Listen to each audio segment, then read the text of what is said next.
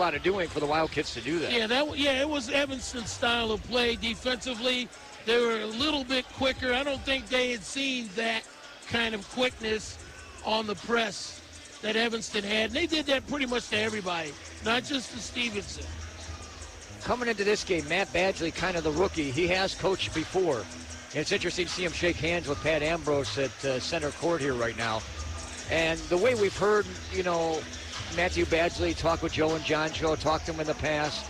It's only one game, but all these kids in here know what this game means. Yeah. A win here for Mundelein, which, by the way, if you look at rankings, everyone's gotten notice of the Mundelein Mustangs. To be honest, they're really still the underdog in this game, especially here. You know that. Well, they're at Stevenson's house with an experienced team, an experienced coach. They've been in a lot of big games. This is sort of a rebirth, if you will, for Mundelein. Matt Badgley's building a great program, and it's coming back. Mundelein's had so much great, should we say, accomplishments over years. You think back of the Canar era.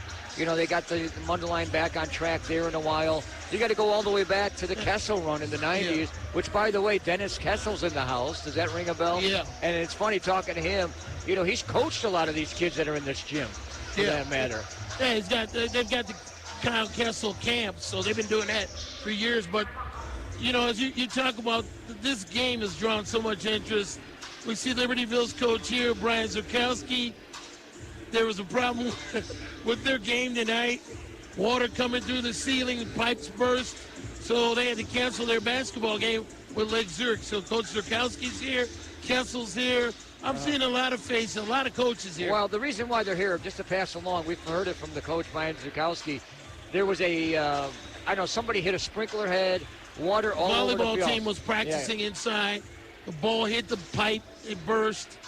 And it caused a problem when they had to. It was right at the end of school. It happened, I heard. So it wasn't the volleyball team, but something with gym class and volleyball hit it. Yeah, volleyball hit the pipe, and apparently water's all over the place. They canceled the game for tonight, and I guess Libertyville found out in their shoot around this afternoon. And what else is it better to do? If you can't play basketball, you might as well find the next best game on the list. You can't play? Hey, let's go over to Stevenson and see, the two best teams in Lake County go against one. Well, you can certainly scout them because you'll have to see them again.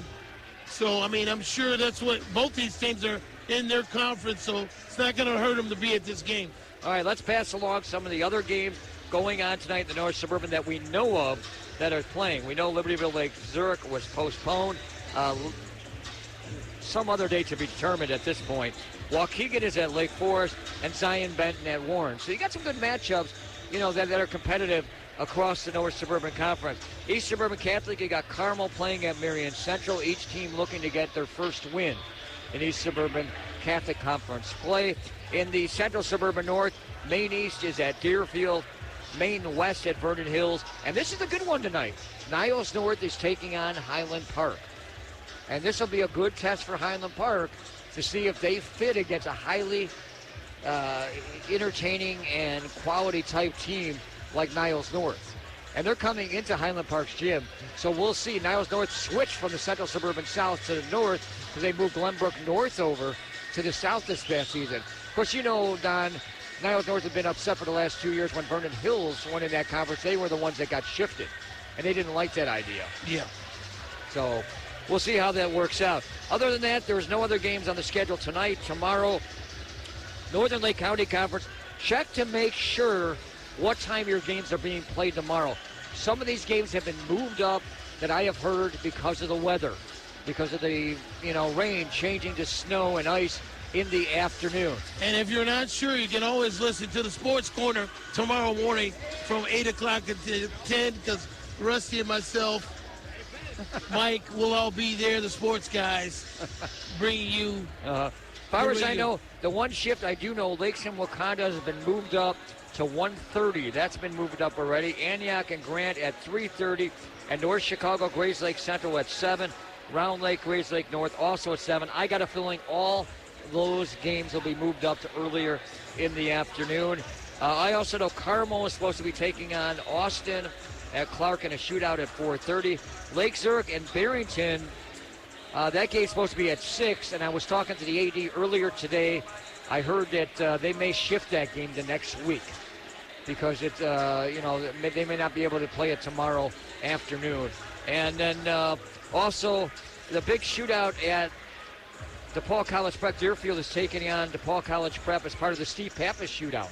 Remember we talked about Steve Pappas, who passed away a few years back, longtime coach from Gordon Tech and at Deerfield. Yep. So that's a nice shootout. And the game between Willowbrook and Mundelein, scheduled for tomorrow at 4 o'clock, that might be moved, is what I'm hearing with the weather, to either Monday or Wednesday, but they have to get it in somehow before you get to the tournament next week at Lake Zurich, if they can get the water pipe taken care of before the MLK tournament, which we're going to be at next weekend. Well, the setup for this game tonight is an interesting thing because it's a fight for a first test, a fight for the crown between Mundelein and Stevenson. Mundelein wants to show Stevenson that they're game for this kind of competition tonight. And there's a nice setting here. We've got TV here tonight, some TV cameras.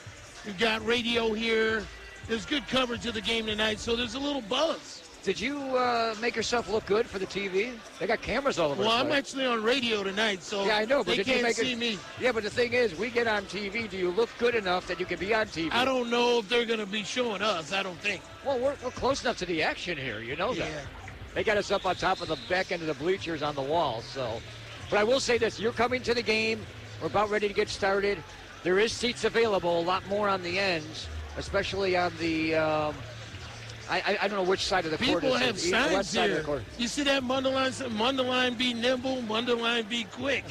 Oh, we have signs tonight. I like that. Yeah. All right, we're going to take a break. We'll come back. The opening tip coming up. You can hear the roar. We're the roar. The anticipation, intensity's coming. Stay with us. High school basketball right here on WRLR.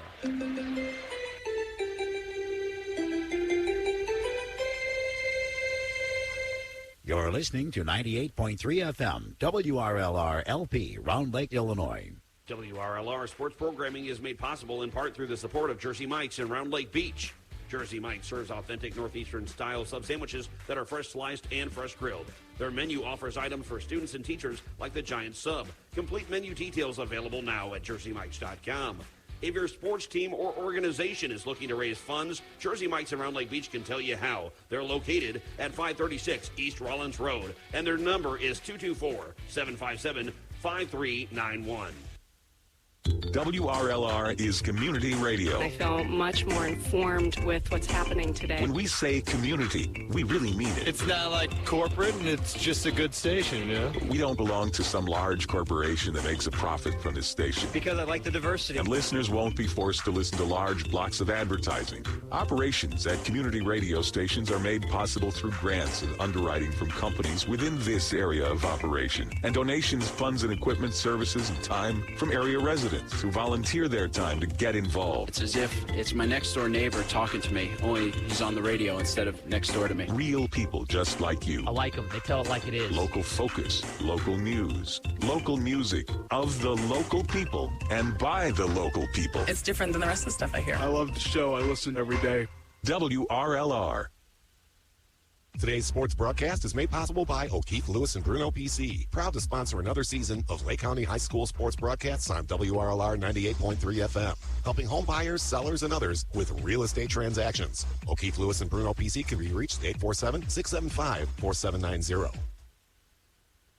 What do high school activities mean to your community? It means I don't have to worry about what my teenage daughter is doing after school. It means I have something to look forward to every Friday night. If my team works hard, we may have a chance to win the state championship. High school sports and activities play an important role in every Illinois community. They help young people learn important lessons and develop valuable life skills. And it's been that way for more than 100 years. I can't imagine my community without high school sports and activities. Be a fan. Join the fun. Support your local high school athletic and activity programs. This message has been brought to you by the IHSA, celebrating more than 100 years of high school sports and activities in Illinois. Cornicchione's New York-style pizzeria in Antioch at Routes 83 and 173 is another proud sponsor of WRLR Sports. Cornicchione's pizza dough is made from scratch using a family recipe that originated in Brooklyn, New York. Their dough is proofed at least 24 hours. Cornicchione's menu includes pizzas, calzones, pasta, much more. They have dine-in, carry-out, and delivery. Their number is 224-308-1499. Hi, this is Josh Groban. My favorite thing about music is its ability to inspire and nourish the soul. That's why I'm proud to work with Feeding America. an organization that inspires hope for families in need and helps nourish the 16 million kids in this country struggling with hunger. The Feeding America nationwide network of food banks gathers surplus food and helps get it to kids in need, but they can't do it alone. Find out how you can help at feedingamerica.org. Brought to you by Feeding America and the Ad Council.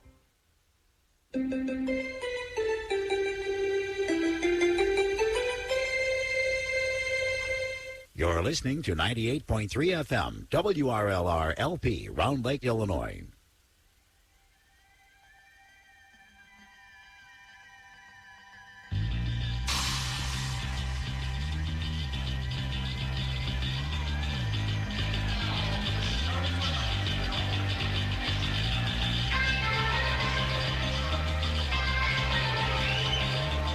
There is steam that is rising from the floor. There's fans and excitement, the awe of basketball, especially when you put two teams that are the best in Lake County against one another. And here tonight, WRLR is here to bring it to you.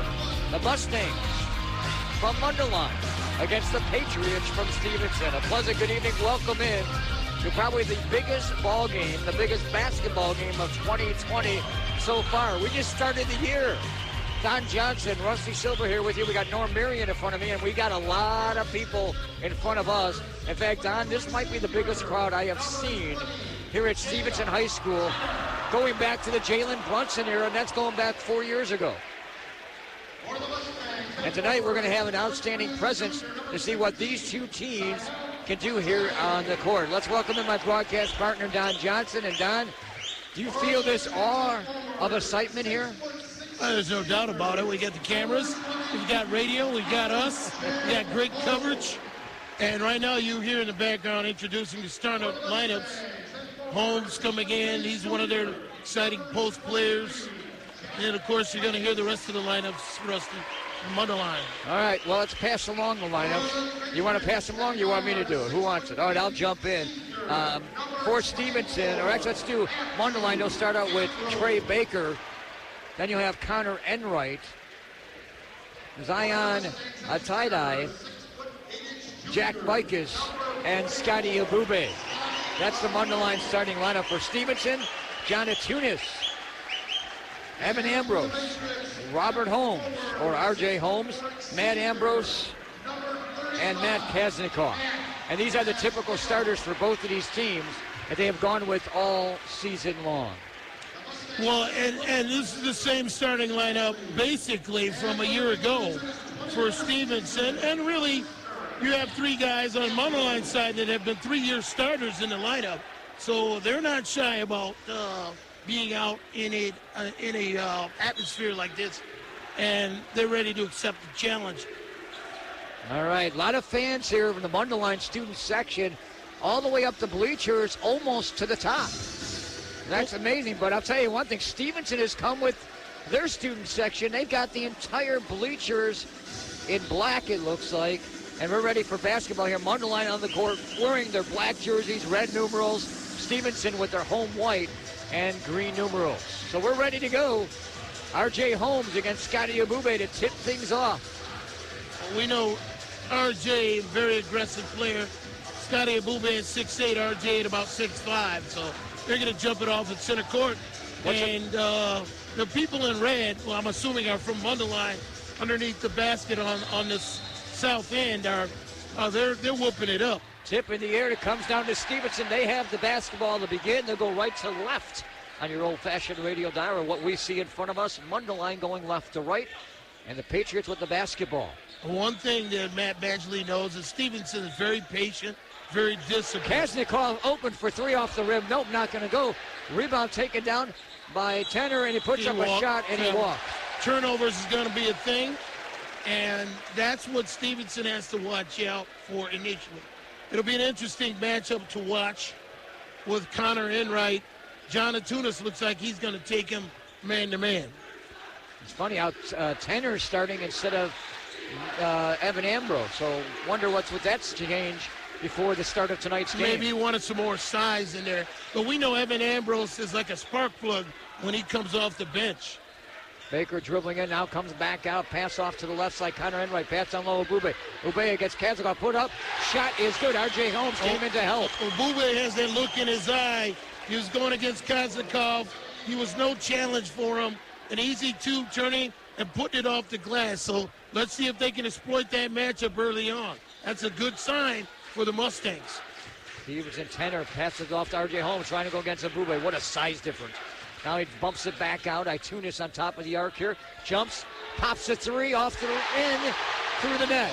Itunis is a really sweet three-point shooting guard. He's really got a smooth game. I like the way he operates. I think he's highly underrated. Trey Baker up on top, matched up against Matt Ambrose. Baker sends a pass off to the left. And to Bikus. And tie-dive. And back to Enright, back to Baker. Baker, a long, scoundering three-point attempt about 25 feet off the back of the rim. Holmes the rebound. I don't think you need to take that shot. I think you need to pack it in an Ubube and exploit the size right at the beginning of the game. If getting him going is a good thing to me. You know, I saw a kid from Homewood Flossmoor take it behind that white line about 30 feet and drained it against Stevenson. Yeah, people have been watching. They've been watching a lot of Steph Curry now, so the kids aren't afraid to jack up those long threes. 25 is something, but 30 feet? That's amazing to me. That's an NBA three. Right now, Itunis against Bikus. And back as their bats back out. Holmes outside the arc. They got a Ubube pushed out a bit. Baker slid in front of Tenor, and he's going to be called for a reach-in. I think his left hand was on the waist, but I like the way he played that. He came around like a defensive back and got his right hand in front of the ball, but they called him for reaching in, so he'll pick up his first foul. Trey Baker. He's the guy that they're going to need to be in the game. Kazakov tried to reach with a bounce pass to Ambrose, and the ball went out of bounds in front of him. Yeah, it was good defense by Connor Enright. He blocked the lane, and he couldn't get a clear bounce pass to him. So good defense by Connor Enright. 5:32 left, opening quarter. Patriots leading the Mustangs 3-2 is where we're sitting at early on. I get the ball back into Ubube in the low block. It's something you want to attack right away. Enright bounce pass. Here's Ubube tied up. Holmes snatches out of his hand. Good defense. Lifted out of his hand. Good defense by Holmes. We know Holmes is aggressive, and he's going to attack Ubube. But Ubube has that big body, and all he's got to do is post up like an aircraft carrier inside, call for the ball. Itunis spotting up for three, picked up by Bikus. Now pass down low. Kazakov gets inside position. Nice little reverse move and gets the shot to go in. He loses his shoe and he's holding it in the air right now. Kazakov may have shoveled his feet down low in the low block. He got away with one. 5-2, Stevenson up. Crowd getting into it. Enright jumper at one rattles rim. Not going to go tip around. And Ubube had it, lost it out of bounds. I had a kick out of that because this whole sequence after Kazakov got the shot to go in, his shoe came up. He's holding it in the air trying to get the referee to stop play. And he actually did the whole play with the shoe in his hand. That was actually Simon Tade that it was in there on that offensive board. He's in there, number 15, in that Mundelein lineup. I hate to get excited about a player holding a shoe, but how often do you see that, Don? So 5-2 our score. And we see a sign right in front of us, Mundelein, rebound and pound. Right now, Patriots back with the basketball. Itunis against Bikus. Ambrose. Tenor. Off to R.J. Holmes. Leads down underneath. Kazakov, little reverse move, and gets that to drop in. Well, Kazakov cut to the basket. He got good position on Sam Atade, who couldn't get there on defense. Long three by Enright, rattles the rim, not going to go. Holmes the rebound. Not sure why they're jacking up these threes right now instead of getting the ball. Little pitch set by Holmes. Shot put up on a three by Ambrose. Tip up and in. Tenor's going to get the tip in. Yeah. Tenor was aggressive on the offensive boards. The crowd likes it. 9-2. Nice little spurt by Stevenson, but shot selection not good by Mundelein early in the game. All right, we need to take a break. Patriots leading the Mustangs 9-2. High school basketball right here on WRLR. 98.3 FM, WRLR LP, Round Lake, Illinois. Today's sports broadcast is made possible by O'Keefe, Lewis, and Bruno PC, proud to sponsor another season of Lake County High School sports broadcasts on WRLR 98.3 FM, helping home buyers, sellers, and others with real estate transactions. O'Keefe, Lewis, and Bruno PC can be reached 847-675-4790. WRLR 98.3 FM.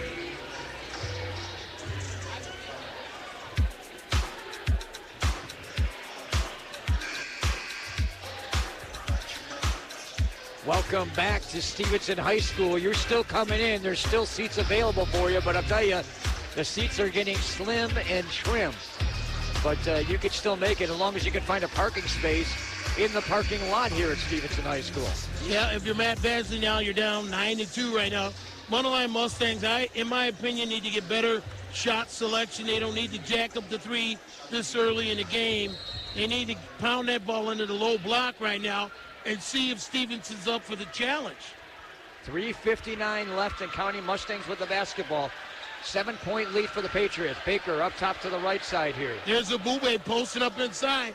They finally get it to him. They get it down low, turn, spin, knocked off by Kazanov. Can't get a shot off. Got it back out to Biken. Repost, get it right back. They're too slow at getting the ball back Long into three him. by Baker off the front of the rim. He's too far out. That's about 23. It's got to be a post-repost. Ball comes back out, put it right back into him so he can reset his feet. Evan Ambrose is in the game now for Tenor.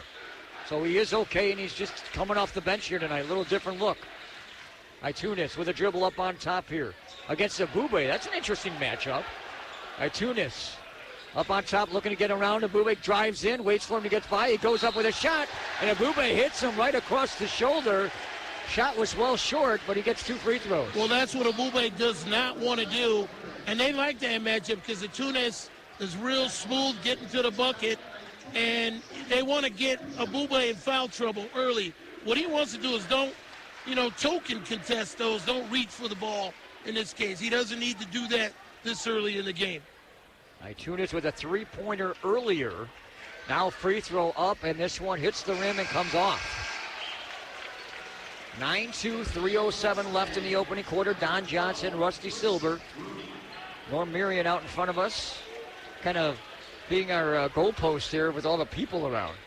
Yeah, Itunis at the line for a second shot. And he's a smooth operator, this kid. I'm really impressed by the way he Second free throw drops in, so it's 10-2. 4 points for him unofficially tonight, 10-2. Mustangs trying to work inside. Turnaround, spin move, end right, left hand. Can't get it to drop. Holmes the rebound. Kaznikov in the front court. Evan Ambrose up top to the left here against Baker. Ambrose gets a pick here by Kaznikov, and Baker pushing back on Kaznikov. Spots up a three, getting the ball short on the rim. Rebound Abube with the tap. Bikes the rebound to Baker. Abube did a good job of clearing on the defensive board. Baker driving in, and we got a couple players that made a collision to Baker. Baker installing a little force to the basket there. Yeah, Baker caught him on the transition. Stevenson a little late getting back, and he was able to get into the lane, and now he's going to go to the free throw stripe. And that's what he wants to do, push the pace. That's a good idea. Now keep an eye on the fouls because Holmes getting his first and Abube has one. So the big boys keep an eye on. So Baker hits his first free throw. He'll get a second here to have a chance to make it 10-4, cut into the lead. Stevenson out to an early lead, 9-2 in the first. And now Trey's going to have a chance to bite into that. Chris Martin comes in for Abube, and then also Tenor has come in for Kaznikov. So we're going to see some switches here and there. Baker's free throw goes up and in, so he makes both free throws to make it 10-4. Little pressure in the backcourt here by Mundelein. Tenor in trouble, gets off to man Ambrose. Up top here, it's Itunis to Ambrose, and it's good. Itunis with a layup. Yeah, that's the thing with Stevenson. They have the quickness to break the press. We saw that against a good Evanston press Long last three. year. Baker drains this one from 22. Oh, that's the way you answer. Baker with a long two. Pressure again. They break it again this time. Down low. And it's dunk for R.J. Holmes. R.J. has that explosiveness He likes to show it off. He did that against Marion Catholic. Went over to Baker top. drove in. He got the ball stripped away by Evan Ambrose. Bounce pass. Here comes Stevenson on the run. 3-on-3. Driving in. Tunis to the corner. Long three. That went off the rim, off the mark by Matt Ambrose. Saved by Martin, but Martin hits the sideline. Referee says he was out of bounds. Connor Enright politicking and saying something to the referee about the R.J. Holmes bump. There might have been a chance for an offensive foul earlier. No doubt that there was, but they're letting a little contact go out here. Our score 14-7.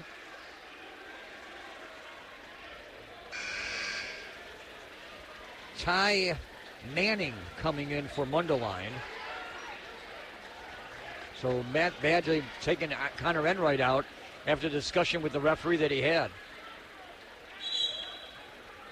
Connor Enright, I don't think is too happy to come out with a 1:38 left. Ball inbounded by Tunis. R.J. Holmes to Tenor. Tenor looking off to Evan Ambrose.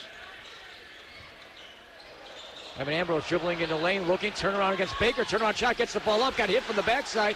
Nothing there. Ambrose making Holmes going in on a reverse with the rebound and makes the bucket. A beautiful, he used the basket to protect him against Abube, a reverse layup on the other side of the basket. Really smart basketball. And a bad throw by Baker. He was looking for maybe Abube down the baseline, and Abube went one way, the ball went out of bounds, and Baker was saying something to Abube there. Well, right now, Mundelein is not as composed as Stevenson, and that has a lot to do with the experience. I think they're used to these big crowds and this big game atmosphere. So we'll see if Mundelein can settle down and get into the game. 16-7.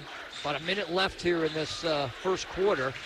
Tunis gets the ball off to Evan Porto to Holmes. Holmes up on top outside the key. Off to Evan Ambrose. Evan Ambrose driving in the lane, dishing the ball back out. Porto now gets it off back on top to Itunis. Looks like maybe Stevenson looking for one here. Oh, yeah, you know it. Now off to R.J. Holmes, and they're spreading out the offense here. Evan Ambrose got touched by Enright and did a little fake like he got pushed off. Nothing called. Tenor with a dribble. Making a move in the lane, stops, back out. Itunis looking for three. Driving in, shot off the rim, not going to go. Tipped around, comes back out, goes out of bounds. Evan Ambrose. Or make it, Porto ended up in the first couple rows of the bleachers. That's what you like about John Itunis. He's quick off the dribble drive, very smooth ball handler, and very deceptive. And that's the guy, number one, on Stevenson you have to keep your eye on. We saw him against our very quick Evanston defense. He didn't let that speed bother him at all. Final seconds of this opening quarter. We're down to 12, 11, 10. Connor Enright holding the dribble in front of the scorer's table here. Slide pick now, pulls up a long three, hits the rim. Nope, rebound, fought for, tip. Comes down to Matt Ambrose, long three, off the side of the rim, but the shot was late. So 16-7 is where we stand after one. We'll take a break, back with more high school basketball right here on WRLR. WRLR 98.3 FM. Having trouble moving the ball to finish your divorce or paternity matter? Child support or maintenance payments causing trouble with your salary cap? Sue Kamen is an experienced family law attorney who can coach you through mediation or fire a pass into the end zone at trial. To make an appointment in Antioch, Huntley, or Lake Zurich with Susan E. Kamen and Associates, their number is 847-847-7354. You're listening to 98.3 FM, WRLR LP, Round Lake, Illinois.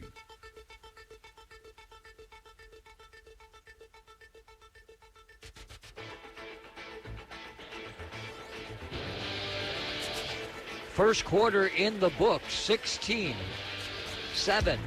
Patriots leading the Mustangs. And Don, you look back at this first quarter, and what did we actually go through there? I think the telling thing about the first quarter was that Connor Enright was a little tight. He's jacking up threes, and he's not really shot the ball well early on. And I think what he's got to do is settle down and, take better shots, better shot selection, and not think that he's got to match what Ambrose is doing or Itunis. I like this guy in front of us. He's got a sign here. What's he got?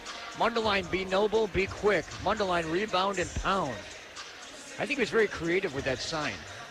Yeah, well, it's nice to see a little fervor, a little excitement in this Northern Suburban League matchup. You notice he's got the sign in front of us about 4 rows down, and he's putting a screen on so we can't see the action. And I think what we've seen in the first quarter, Stevenson leading at 16-7, I think we see their experience and their maturity in these big games. Mundelein looks just to be a little bit out of sync, just a little bit.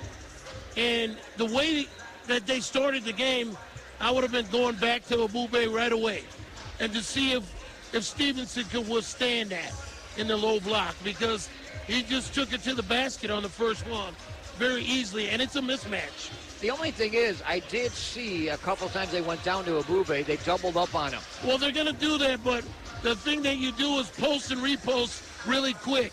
If you're the guard, Abube kicks it back out to the guard gives it right back to him immediately. He doesn't telegraph the pass, so that gives Abube a chance to move, repost, and go in. And it's done all the time, but you have to be used to doing that. By the way, we're being delayed because this game is being broadcast on TV, so they didn't give us a TV timeout sheet, did they? No, we don't need one. We don't need one exactly, but now that we know there's going to be a few more seconds for us to work with. We're used to getting back from a break, and boom, we're right on the court, aren't we? So 16-7 is where we stand here. We're getting ready to start the second quarter. If you're Mundelein, you want to see Connor Enright shooting the ball, but as I said, better shot selection. You don't have to jack up the threes this early. Get to the basket. All right, ready for the second quarter. Pat Ambrose giving last-second instructions here to Evan Ambrose and John Atunis. And the referee about ready to get the second quarter underway. Trey Baker will take the ball right in front of us.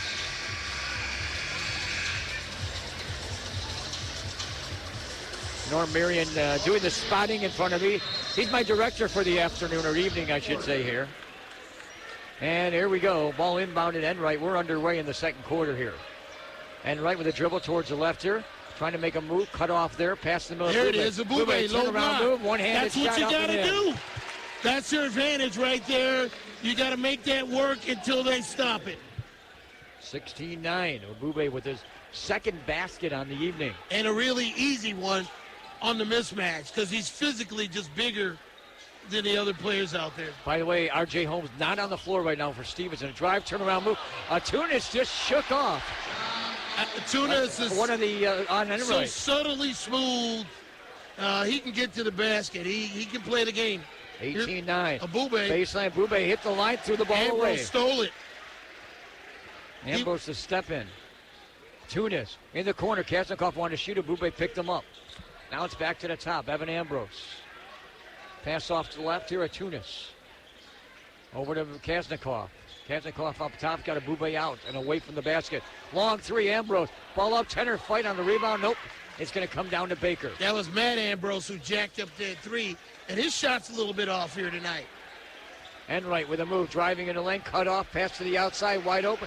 Long three opportunity, that's off the rim. That's not going to go for Mundelein. Yeah, he's got to follow his shot on that. He's got the best line of sight where the ball comes off, and he's running down the opposite end instead of following his shot. That was Bikers who missed that three. Evan Ambrose, pass down low, nice wide open to his brother Matt, and he puts it in. Evan Ambrose, a scrappy guard, finds his brother Matt cutting to the basket. That was easy money. 20-9. Enright threw the ball off to the wing, and it was knocked out of bounds, and I think that was off the hands of Evan Ambrose. Looks like R.J. Holmes coming back in, and so is Chang making his first appearance today. Game getting away from Mundelein. They got to settle down here. Attack the basket. Enright pass down low, shot up, put up by Bikers, and he's going to get a short jumper to drop in. Nice cutting to the basket. They found Bikers cutting across the lane. He turned and laid it off the glass. Actually, it was a tougher shot than it looked. 20-11. That's what you need out of Mundelein. Evan Ambrose got Baker. He gets around a bounce pass, trying to get down low. Abube slapped in front of Holmes. Baker now front court turn, spin move. Look out, he lost the ball. Loose on the floor. Still loose. Couple of people going after it. Couple more people knocking around. Finally, Mundelein gets it. Baker throws up a three. All there. Bikers getting the ball, throws it off a tenor, and it goes out of bounds. Alertness, and it worked. Yeah, good effort by Bikers. the turn as the ball was going out of bounds and then find a Patriot player to throw the ball off of. So Mundelein will maintain possession. Mustangs inbound the ball. Enright will bring it back to the top here. Now pass down low, trying to get a shot up. This one swatted, but it's going to drop in. Enright gets it. Yeah, he drove the baseline. Tough defense. They contested it, the Patriots did, but Enright pretty slick. Quick first step. 2013. Evan Ambrose against Baker. I love the matchup between those two. Chang up top on the right side towards the wing, takes a dribble, working back to the top here. A pass over to Matt Ambrose. Matt Ambrose against Connor Enright. Another great matchup. Looking to get the ball to Tenor. Tenor picked up by Bicus. To get the ball to R.J. Holmes. Abube on him. Pass down low. Look out. Enright stepped in. Steal. Tenor tried to steal from Enright. Not going to work. Pass off to the side. Baker long three and drains it. Connor Enright stepped in the lane, stole the ball on transition, then found Baker in the corner, who drains a big three, 20-16. Mundelein making a run. 7 straight points for the Mundelein Mustangs. It was 20-9. It's 20-16. And how much the Mustangs, you can have a lead, but they don't wilt. They find ways to recover and come back in games. Well, Trey Baker's playing with a lot of energy, and he was wide open in the corner. And to the credit of Connor Enright, he saw him over there in the corner, made a nice steal, dished it to him, and he drained it three. So, you feel that momentum kind of shifting. It seems like Mustangs are settling down a little bit offensively. Remind everybody, tomorrow morning, the Sports Corner will be on at 8 o'clock to 10 o'clock. Hopefully we won't be skating into the studios with the weather that's ever-changing throughout this weekend, and we'll keep you updated on that. Hopefully it's going to be later in the morning, but looking for rain changing to sleet, freezing rain, and ice and snow. We've done a little bit of everything, right? We had to take a boat into the studios once, right? Yeah, we had to do that. The show's only been on for what, into its 12th year. We'll find a lot of ways to get on. We'll be on 8 to 10. Recap the high school night. Salaries, arbitration, big monies. We'll talk about that as well with the NFL playoffs. Ball in play, a pass down low to Kaznikov, knocked out of bounds by Bicus. Yeah, Kaznikov was trying to post up Bicus inside in the low block. Bicus does a good job of getting his right hand out there, deflecting the ball. Evan Ambrose inbounded baseline, gets the ball in to Itunis. Up on top, Itunis going against Rooney. Now to R.J. Holmes. Clock at 4:25. Pass to the side. Kaznikov wanted to shoot. Now he's going to dribble in. Stop. One-handed shot up and in. Nice ball fake by Kaznikov. Got the defender leading, and then he blew by him and got to the basket. 22-16. Breaking the run here a little bit. About a 4:10 left here. Connor Enright turn, spin move. Back out. Baker stops. Pops a three. Off the rim. No. Holmes comes down with the rebound. And we got a bump here by Rooney on the back of Holmes. Holmes had good inside position. And, he's a quick leaper, and they call the foul on Rooney. Chris Rooney picking up his first.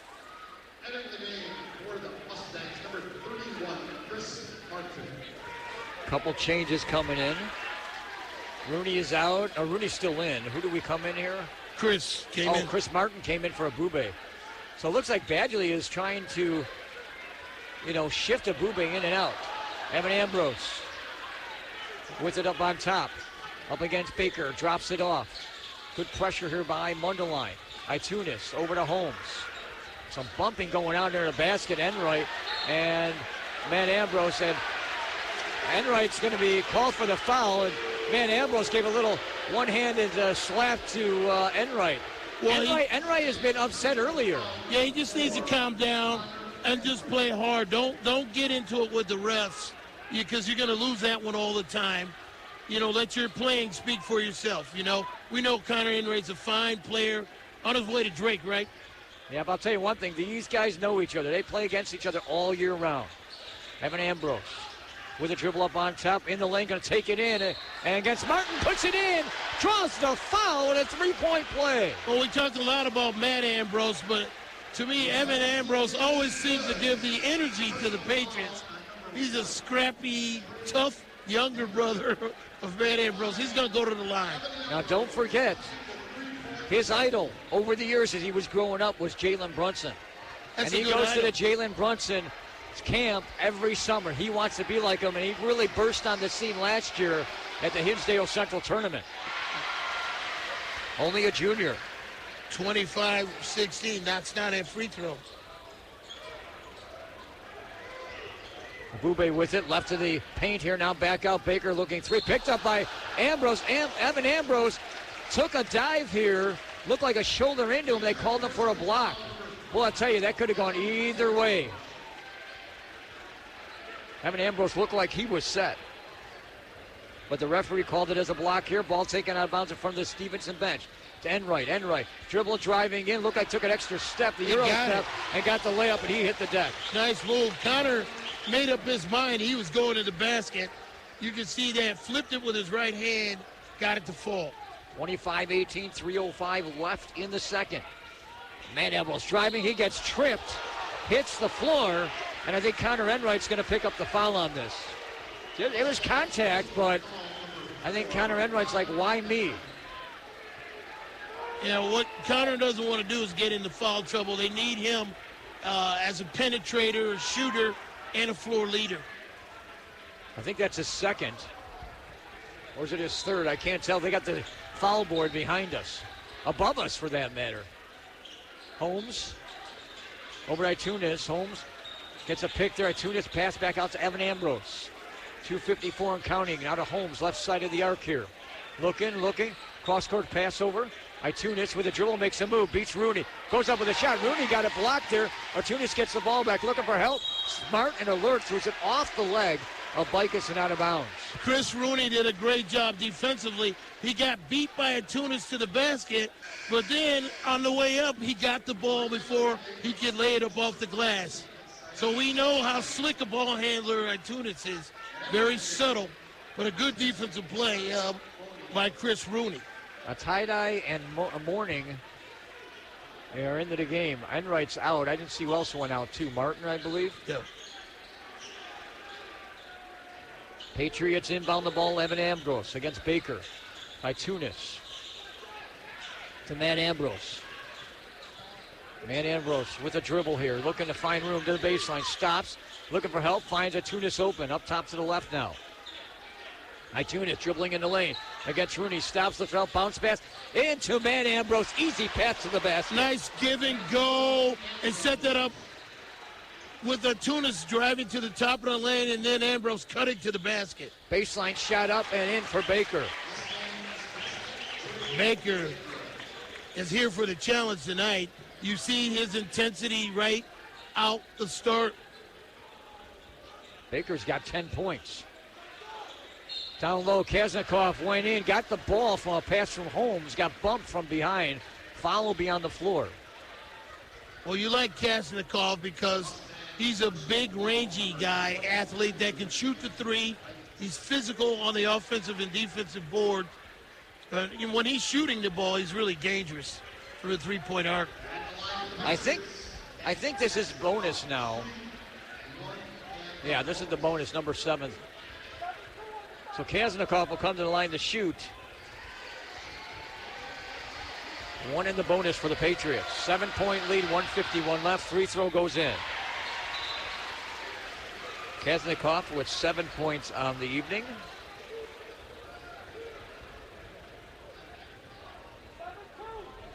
Coming up at halftime, we'll look back at this first half. And we may have a special guest come up here, too. Don doesn't know about it. Free throw goes up by I never Kaznikov. know about it. You never tell me. Everything's a surprise. You like surprises, Don, don't you? I do, though. You're right. 29-20 is where we're at here. Mustangs with the basketball. Enright trying to find help past the right side. Rooney back to Enright, down to Bube. Double team, trying to find movement. Turns around, puts up a weird offensive, off-balance shot and missed the backboard. He can't put the ball on the ground. He's got to turn and go to the basket. That gives a small guy a chance to knock the ball out of his hands. He's got to use his physicality. Tunis going in, driving the lane, can't get it. Kaznikov, nice job to swipe it back out. Matt Ambrose to R.J. Holmes, back to Matt Ambrose, up top right side. Looking for a picker, nope, will stop and pop. A long-range three goes in and out. Great rebound by R.J. Holmes, and back out to Evan Ambrose. Ambrose against Abube, nope, will send it out to the wing. Tunis in the lane, nope, back out. Holmes to take a three. Can't get it to go, rebound Abube this time.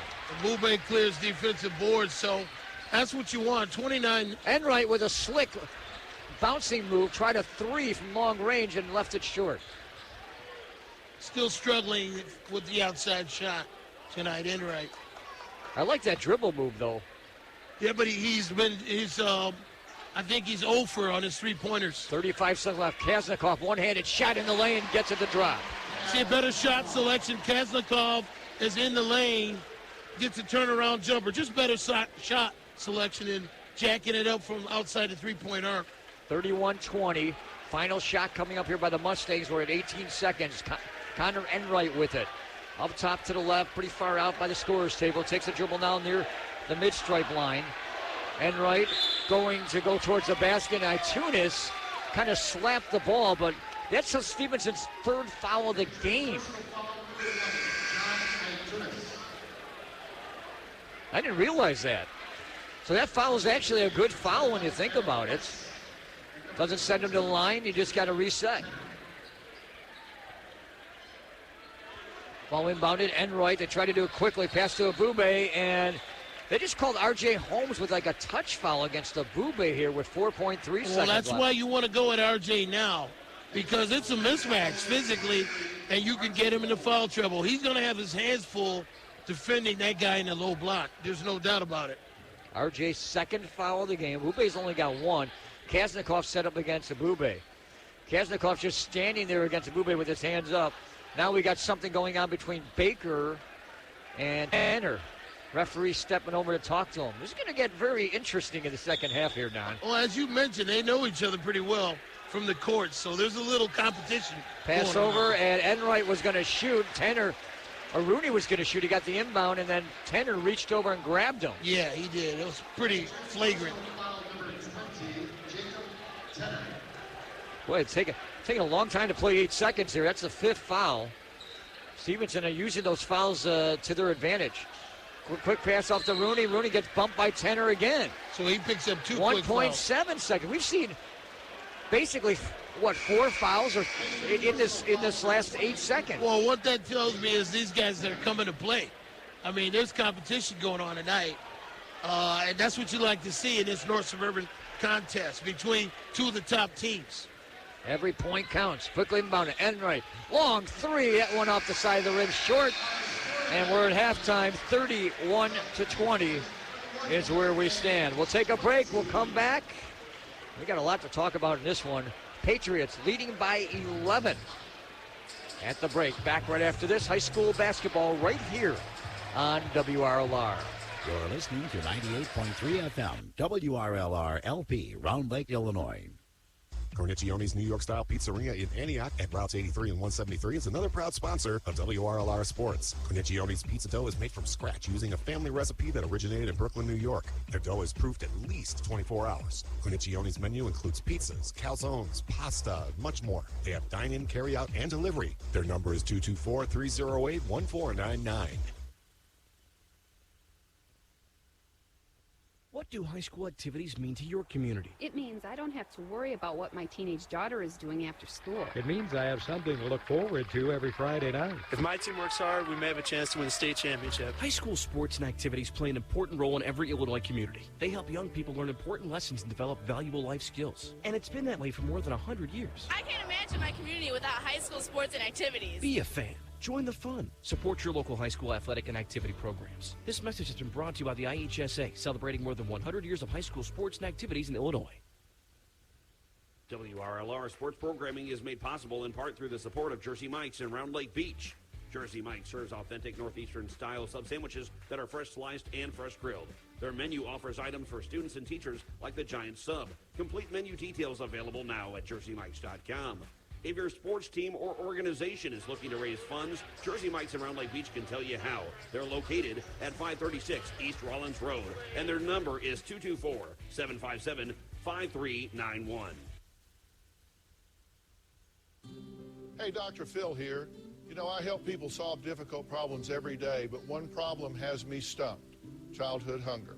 Nearly 16 million children in America struggle with it. Luckily, the Feeding America network of local food banks collects surplus food, giving hope to hungry children and their families. But they need your help. Join me in supporting Feeding America and your local food bank at feedingamerica.org. Brought to you by Feeding America and the Ad Council.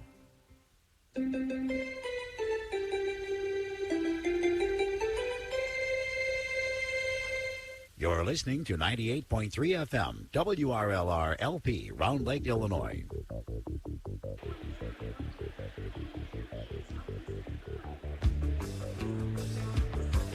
Welcome back to Stevenson High School.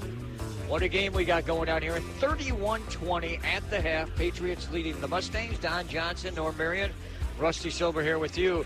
And Don, like I said, I had surprises. Do you know who this guy is that has joined with us? Yeah, he's got the words Kessel on his chest. And it says D-Doc Kessel. I seem to recall he coached some pretty good Mundelein Mustang teams back in the day there and kind of gave them the impetus to be where they are now. And certainly this is kind of reminiscent, this new team here that we're seeing tonight. And Coach Kessel, first of all, welcome. We're glad to see you here. And second of all, what do the Mustangs need to do now here in the second half to get things going? Well, Don, first I want to say, when I walked in, I said to my granddaughter, the last time I was in here, Coach Kessel's team gave up 99 points, but the good thing is we had 122. But you had a guy named Kyle Kessel, as I recall, at the guard position. Pretty good shooter. Pretty good player, and Sean Stackhouse had 40 that night. But what I really believe when I saw it, they need to control the boards. But Stevenson, in the first half or the first quarter, Stevenson was just attacking the boards, getting very high percentage shots. Mundelein came down, and maybe their game is the three-point shot, but they went 1 for 6 on outside shots, shooting, I thought, a little bit erratic. Yeah. And they then began to attack the basket a little bit and got higher percentage shots. And I think that's what they got to do. Maybe, again, they're not a big team, but I think when you're down by 11 points, you got to try to get higher percentage shots, and they need to attack the basket. Well, I think you're seeing a lot of competition out there, as Rusty was talking about it, in particular with Connor Enright and maybe the Ambrose brothers. Those guys know each other pretty well. Maybe they're stretching a little bit out there. Don, I was actually thinking of that. And that's what AAU basketball, I know a lot of people are negative maybe towards AAU basketball, but you've developed a lot of friendships with AAU basketball, and you've learned a little competition. And yeah, Matt and Connor right now are really going at it. And off the court, they're best of friends. So yeah, absolutely. Connor's struggling a little bit with his three-point shot though, right now. Right, yeah. We're talking about the game here tonight, but some people don't realize who Dennis Kessel is. We talked about the fact that he remembers being here, but he was around in the 90s. When did you start coaching? Help me out. What was he? At Mundelein? I got a head coaching job in 1971, if that tells you anything, Rusty. But I came to Mundelein in 1984, and then I retired in 1995. Well, most memorable for me as a guy that covered it was their games, their matchups against Libertyville with your son, and, of course, Matt Hellman. Yeah. Because those gyms were packed. They were. No matter which gym you were in, if you got there late, you weren't going to get a seat. Don, people always ask me, what do you miss most about coaching? And I'm sitting with a couple of kids that play for me, AAU, that are from Libertyville right now, and I said to them, this is what I miss the most, with the packed crowds and the atmosphere and the cheer and the state tournament type environment. This is great basketball. How about that? We got some television cameras out there as well as radio, right? Yeah, this is great atmosphere. You know what I want to ask Dennis here? This really gets my mind as we're sitting here watching here. You've had some of these players. You coached so many years ago high school, back in the 70s and 80s, and here we are in 2020. Yeah. What do you see that's different in basketball at that time to basketball now? Well, outside of the three-point shot. But keep in mind, I'm still coaching, okay? I've got a very large AAU program, and I still do a lot of coaching. But I think the biggest thing, in all honesty, is I think each year the kids get bigger, they get stronger, they get quicker, they're in the gym more. And again, you can say what you want, but AAU basketball has really made some high-notch basketball players. There ain't no question about it. These kids are really, the game is so quick. Look at the score, 31-20. It's really kind of been a defensive game. These kids are really playing hard on the defensive end. Well, to your point, I like it when kids get opportunity.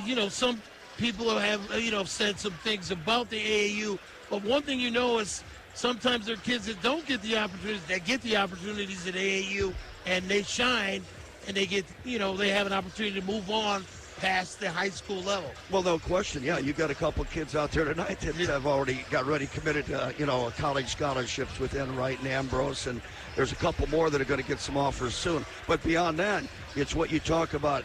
We have different levels, so the kid that may not be the starter out here getting 40 minutes or 34 minutes a night, he's still getting some time with his AAU program, developing and becoming that role player that is needed once the high school season starts. Now, I know, your camps are really notable, what you've done with basketball. The athletes around here in Lake County, they all clamor. They're at the Kessel camp. I know it. I hear it. And it's been a tradition. So that's got to make you pretty proud that you've had a hand in developing a lot of these kids. Well, it really does. And it's like I come to the game tonight, and half those kids have been in our program. We've seen them play. And it really does mean a lot to me. But, I get just as much satisfaction out of seeing a kid come to our camps and come to our skill sessions who makes a team that they didn't make the year before just as much as the kid that comes out and scores 25 points a game. It does give you a lot of satisfaction. And Rusty and I talk about this all the time on the Sports Corner, that sometimes the kids in the northern suburbs don't get the love they should when we talk about the level of basketball that they're playing at. Well, they're starting to get it, though. And I thought about that, too. I looked at the Mundelein, got 8th rated in the state or the area this year. Stevenson's always been up there. And I was thinking of that the other day, too. Lake County basketball is pretty darn good basketball, and people are starting to recognize it throughout the state. It's interesting you say basketball, but I think it's every sport. Yeah, it could be. The North Suburban, everybody knows everybody. The competition value is so big. And I've been around it for many decades, and so have you, Don. And I just don't think that they give enough notoriety to the Chicago papers because they don't want to. They lean on the Chicago players. You got to look all over the area. You're going to find great players that are sitting up here in Lake County. Well, you do want to find great players, and I go back a ways, but I'll never forget what Al McGuire once said. He said, if I want to go find an athletic guy, I'll go into the inner city. But if I want to go find a guy that can shoot it and light it and fill it up, I'm going to go find some guy out of the north suburbs. That's right. And that's what we have. We got a lot of shooters in this area. Yeah, there's been a lot of shooters over the years. I'm thinking Ben Brust. Yeah. Admiral Schofield in the last few years. I remember the Ben Brust there, you had 6 or 7 guys that went D1 that year, come to think of it. So, we always seem to find players that go D1. Why? Because they might have learned through AAU. They came through high schools in this area, and they continue to grow and progress. Well, there's a kid out of Stevenson. I think his name was Jalen Brunson. Hasn't done a bad job for himself he was pretty over good, the years as well, has he? Yeah. Won a national championship. I told people he kind of, with his skill set and his ability and his coolness, ability to go left and right, and his basketball IQ, his style kind of reminds me, this is going back old school, Walt Frazier. He does all things well, shoots the ball, he's heady, Yeah, Southern Illinois University. He's got a great mental frame of the game. Yeah. That's something you don't find in a basketball player. That's why he went to Villanova. That's why he was a collegiate player of the year, and the Dallas Mavericks were very smart in finding a player like that can help their team. Well, and the thing that I like to impress on my team that he had is what I call the eye of the tiger. Yes. He was focused, and you weren't going to beat him. And no. he would find a way, whether it be inside game, outside game. He was a winner. Yeah, he definitely was. He was fun to watch.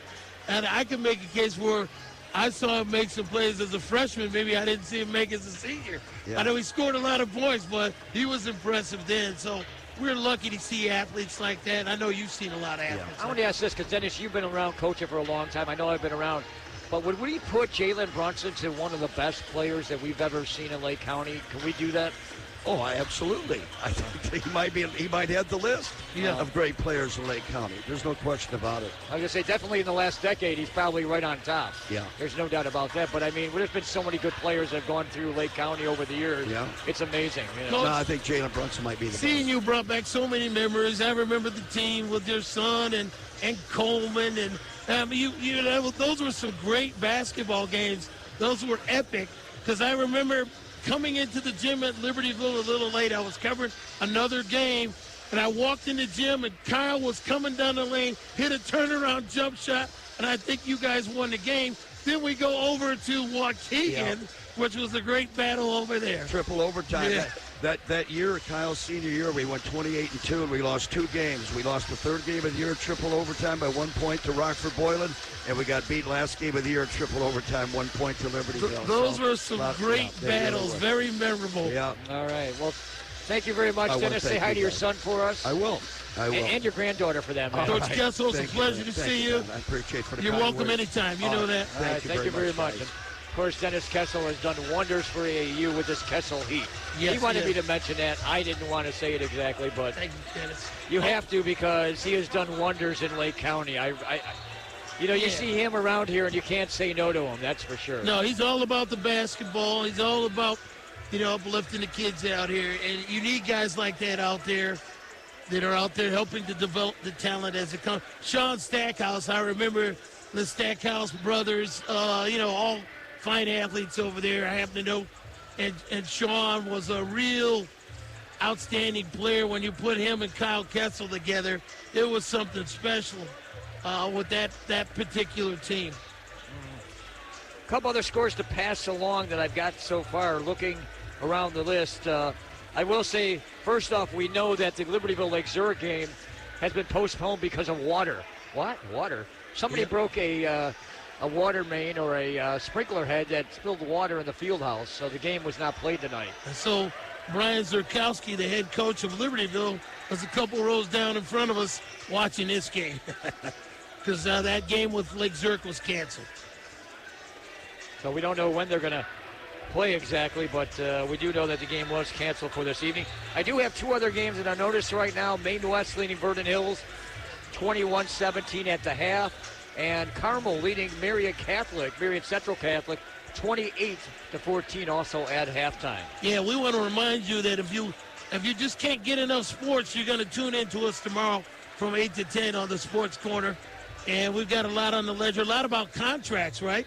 Baseball contracts and a little playoff football, too, on the NFL level. Yeah, we won't let Mike come out in the open because he picked 3 out of 4 games last week. Mike's on fire. He's hot. Yeah, he's trying to catch up to me. He just came back from Ireland, so he's feeling good about it. He also won the golf, too, for that matter, to be honest. Another score for you at the half. No surprise, but Lake Forest leading Waukegan 35-19. He stole my pick. That's okay. Are you going to blame that on him? Yeah. No, it was a good pick, uplifting the kids out here. And you need guys like that out there that are out there helping to develop the talent as it comes. Sean Stackhouse, I remember the Stackhouse brothers, all fine athletes over there, I happen to know.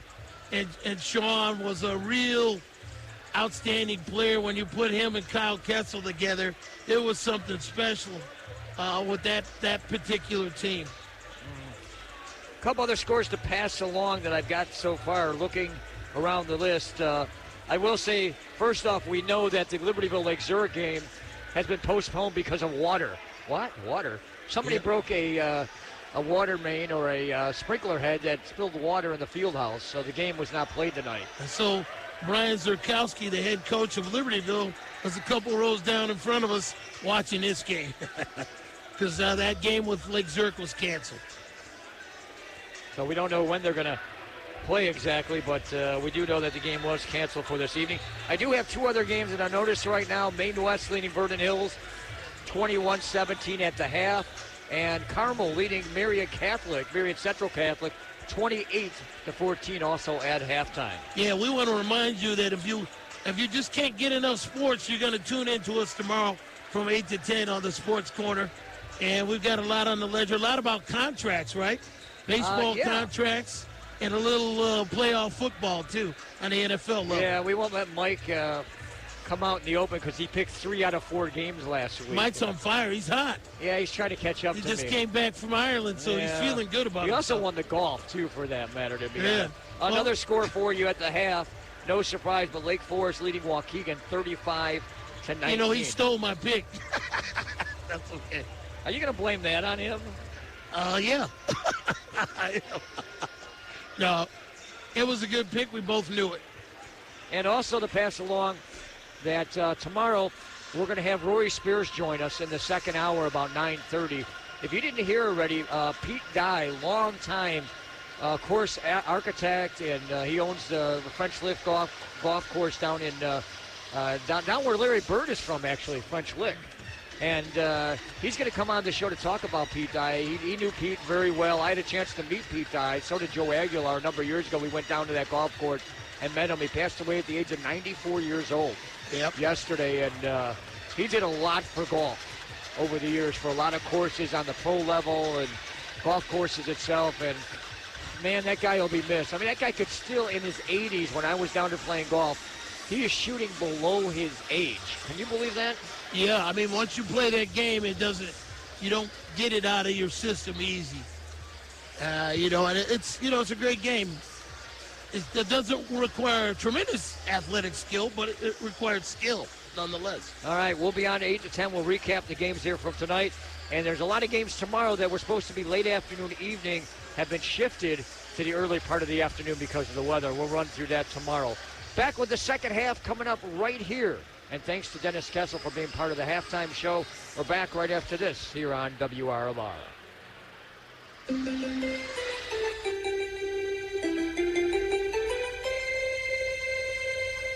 You're listening to 98.3 FM, WRLR LP, Round Lake, Illinois. Today's sports broadcast is made possible by O'Keefe, Lewis, and Bruno PC. Proud to sponsor another season of Lake County High School sports broadcasts on WRLR 98.3 FM. Helping home buyers, sellers, and others with real estate transactions. O'Keefe, Lewis, and Bruno PC can be reached at 847-675-4790.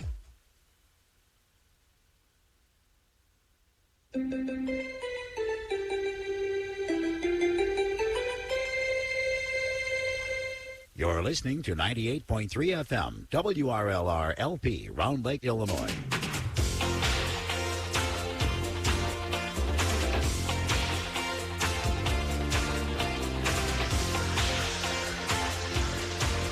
Welcome back to Lincolnshire, Stevenson High School. All the fans getting settled. We're getting ready for the second half, third quarter. Players coming back on the court. Don Johnson, Norm Marion, Rusty Silver here with you. Reminder, next week, we got a boatload of games next weekend, as long as they take care of their water problem at Lake Zurich. But Friday night will be at Vernon Hills, Highland Park, Vernon Hills, in a battle of the Central Suburban North. We'll get a chance to see the Cougars for the first time this season. And then also on Saturday, we'll see where the matchups are. But Saturday and Monday, we're doing games as part of the Martin Luther King Tournament at Lake Zurich. And there's going to be some good teams. Lake Zurich beat Round Lake in one of the opening games on Tuesday night. I got a chance to see both of those teams. Round Lake, a very much improved team this year. They are up to, I think it's 12 or 13 wins already. They haven't had a team like this dating back to the year 1999 or 2003. That's how long it's been. So we'll get a chance to see some of these teams. Along with Mundelein will be out there at the tournament coming up next Saturday and a week from Monday. Back into action here. Patriots with the basketball to start this second half. They go back with their starters. 10 around the court with the ball closely guarded by Baker. Takes a dribble, got around the 5 count, drives in, one-handed layup, missed it. Off the back of the rim. Nice dribble drive. Had an open lane there. It was like the Red Seas parted. They just didn't finish the shot. 31-20. 31-20 as we both say it at the same That's time. right. Bicus over to the wing side. Nearly mistracked there by Baker. As comes back a tie-dye, sent it out to him. Now it's Enright with a dribble against a Tunis. Mundelein looking a little bit more patient, running their offensive sets. There's a Boubé. Got a nice little movement And around Kaznikov and went right to the basket. Got bumped on second help. Got the drop in and got a chance for a three-point play. Enright gave him the inset pass. The Boubé spun to his left, and he was fouled, and he got the shot to drop. So he has a chance to cut into this lead and make it 31-23 on a three-point play. Free throw up the back of the iron. No, Holmes went after it, and I don't know if it's a foul or knocked out of bounds off a tie-dye, but tell you one thing, Holmes got hit pretty good on the backside. And that's one thing where Boubé has struggled with his free throw shooting. If he could make 5 to 6 more free throws, he'd be averaging like 25, 29 points a game. So we'll keep an eye on that as the game goes on. 31-22. Tunis dropped off to Matt Ambrose. Now they work it off to the right, so I come back to Ambrose. Little scoop, layup, good. Ambrose beating easily to the basket Connor Enright. lays it up with his right Back hand. to 11. Abube double team, gets the ball back out. Enright up top to the left, back to Abube against Kaznikov. Kaznikov, great job to close him off. Pass over to wing to Bikas. Baker says go the other way. Baker stops now off to, or I should say, Bikas stops now. He passes it off to Baker. Baker bounce pass to Bikas. Bikas looking against Chang. Now working down underneath. Bube calling for the ball down there. Kaznikov trying to front him. Now going in. Enright's going to get the ball to drop in. Nice drive by Connor Enright. Getting to the bucket. They're trying to sag off on a Bube. Connor Enright took that as an invitation to get to the glass. Good read. 33-24. Itunis up on top against Bikas. So to West here. West is the guy that's in the game here. Baseline move, turnaround Holmes against Abube. Shot up, got over the top of Abube and dropped it in. TJ playing aggressive. Back to 11, long three. Baker. Nothing good. Baker drains that one. He's got 13. Nice looking form by Baker. Now on the front court to Itunis. Double team looking for some help. Tied up, gets the ball over. Baker. Look out, knocked away. Baker on the run. Man, Ambrose going in. Tried to get the ball. He missed the ball and him. Ball comes off the rim and a whistle and a foul. Man, Ambrose is politicking and saying, hey, I never touched him. Well, the foul's going against Ambrose. And the thing was, it was a nice job by Baker getting in the lane, making the steal, tried to reverse with his left hand, but he's going to go to the line here. First free throw was up and in.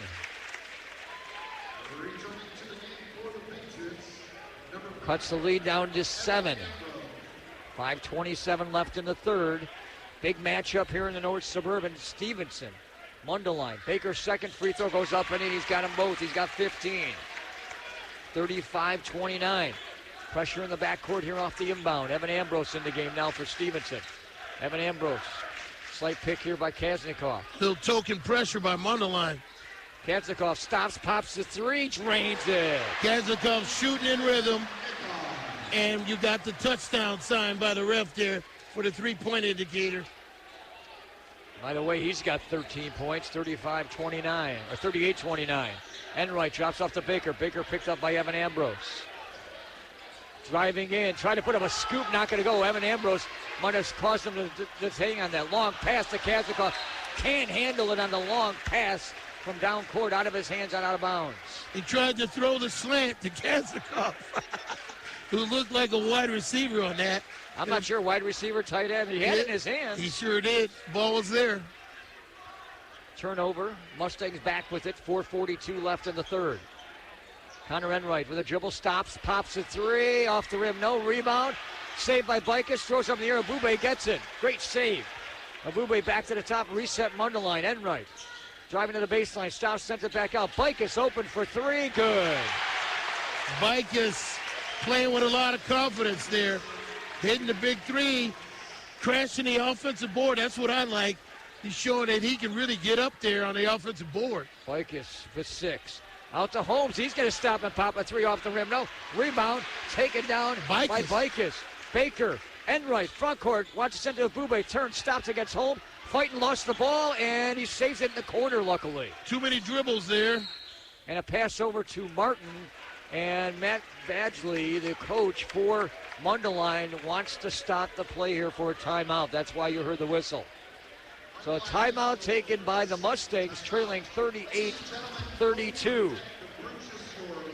Oh, you got to like the intensity and the coolness which Mundelein is playing the game now, particularly out of Bikas, getting on the boards, the offensive boards there, and making his presence felt. And you see he's got a great vertical. It's a quick jumper, and he's giving them problems on the offensive board. Mundelein has not led in this game from the start. Stevenson jumped out with the lead. They had a lead up to 11. They've been around that point even at the start of the second half.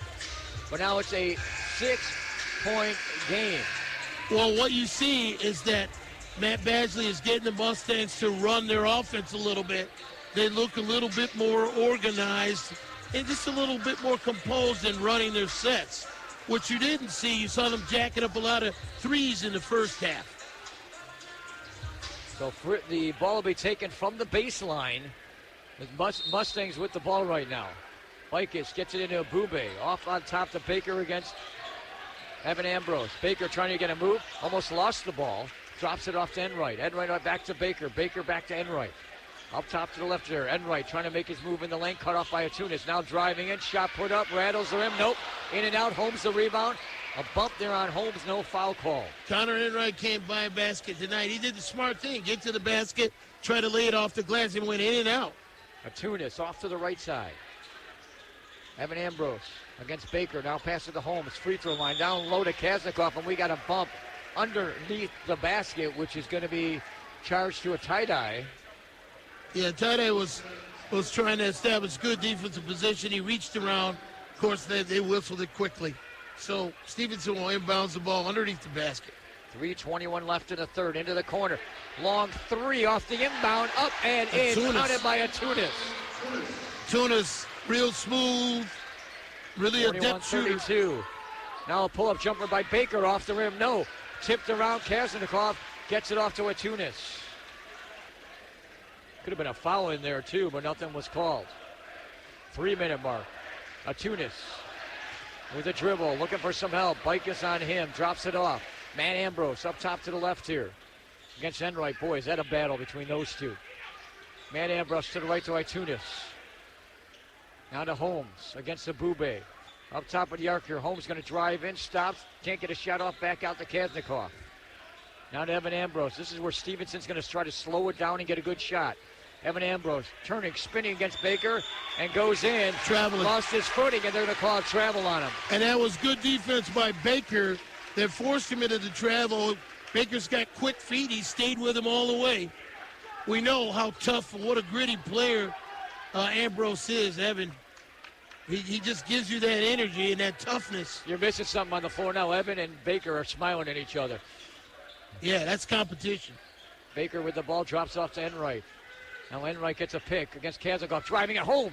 He went over Holmes and got it off the glass. Nice for a shot bucket. by Connor Enright, challenging the lane, dropping it over T.J. Holmes on defense, and that was a really nice-looking play. 8 points for Enright, 41-34, trying to double up Atunis.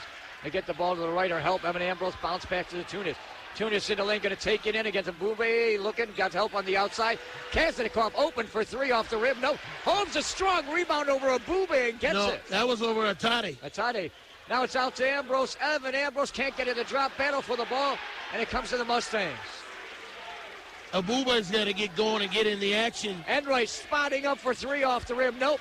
Evan Ambrose the rebound. He's got to do shooting threes. Lead pass right side. Kaznikov open. He'll pop a three off the rim, over the backboard, and out. Oh, Stevenson, unlike the first half now, is coming up a little cold with their three-point shots here.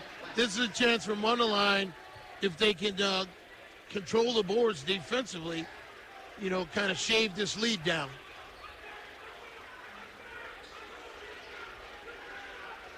Mustangs inbound the ball, bring it up the court here. Enright off to Baker, and now pass to Enright, and we got a foul on the pass here. I think this is going to be on Wes. Yeah, I think a bump.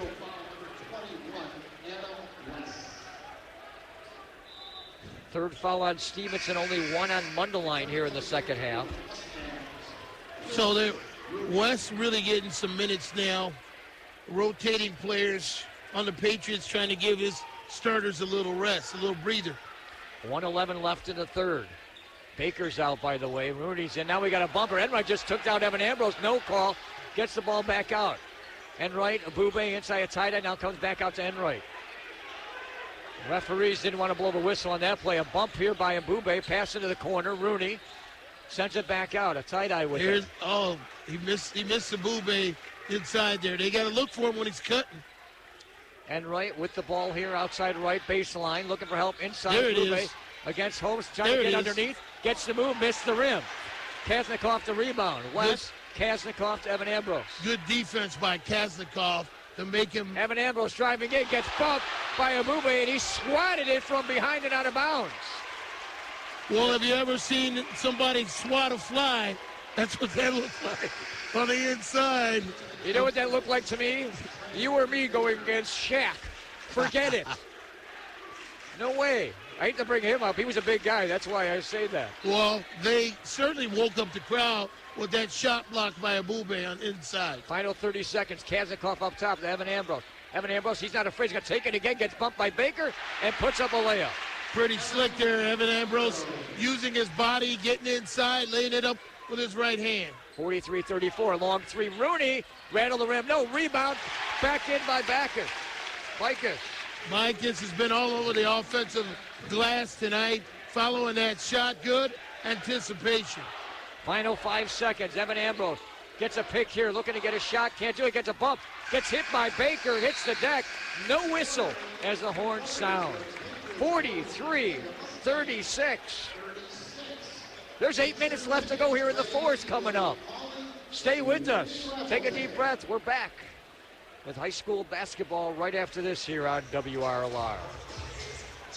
98.3 FM, WRLR LP, Round Lake, Illinois. It doesn't matter if you dominate the lane or how far your curveball drops off the table. It doesn't matter if you're All-State or All-American. It doesn't matter as long as you play the game with integrity by respecting your opponents and officials, following the rules, and practicing sportsmanship. It isn't always easy, but it's the only way to play. If you can be a good sport and treat your opponent the way you'd like to be treated, then it doesn't matter if you have a rocket for an arm or a cannon for a serve. You'll always be a champion. Sportsmanship. Are you up for the challenge? This message has been brought to you by the IHSA. Challenge yourself. Cornicchione's New York Style Pizzeria in Antioch at routes 83 and 173 is another proud sponsor of WRLR Sports. Cornicchione's pizza dough is made from scratch using a family recipe that originated in Brooklyn, New York. Their dough is proofed at least 24 hours. Cornicchione's menu includes pizzas, calzones, pasta, much more. They have dine-in, carry-out, and delivery. Their number is 224-308-1499.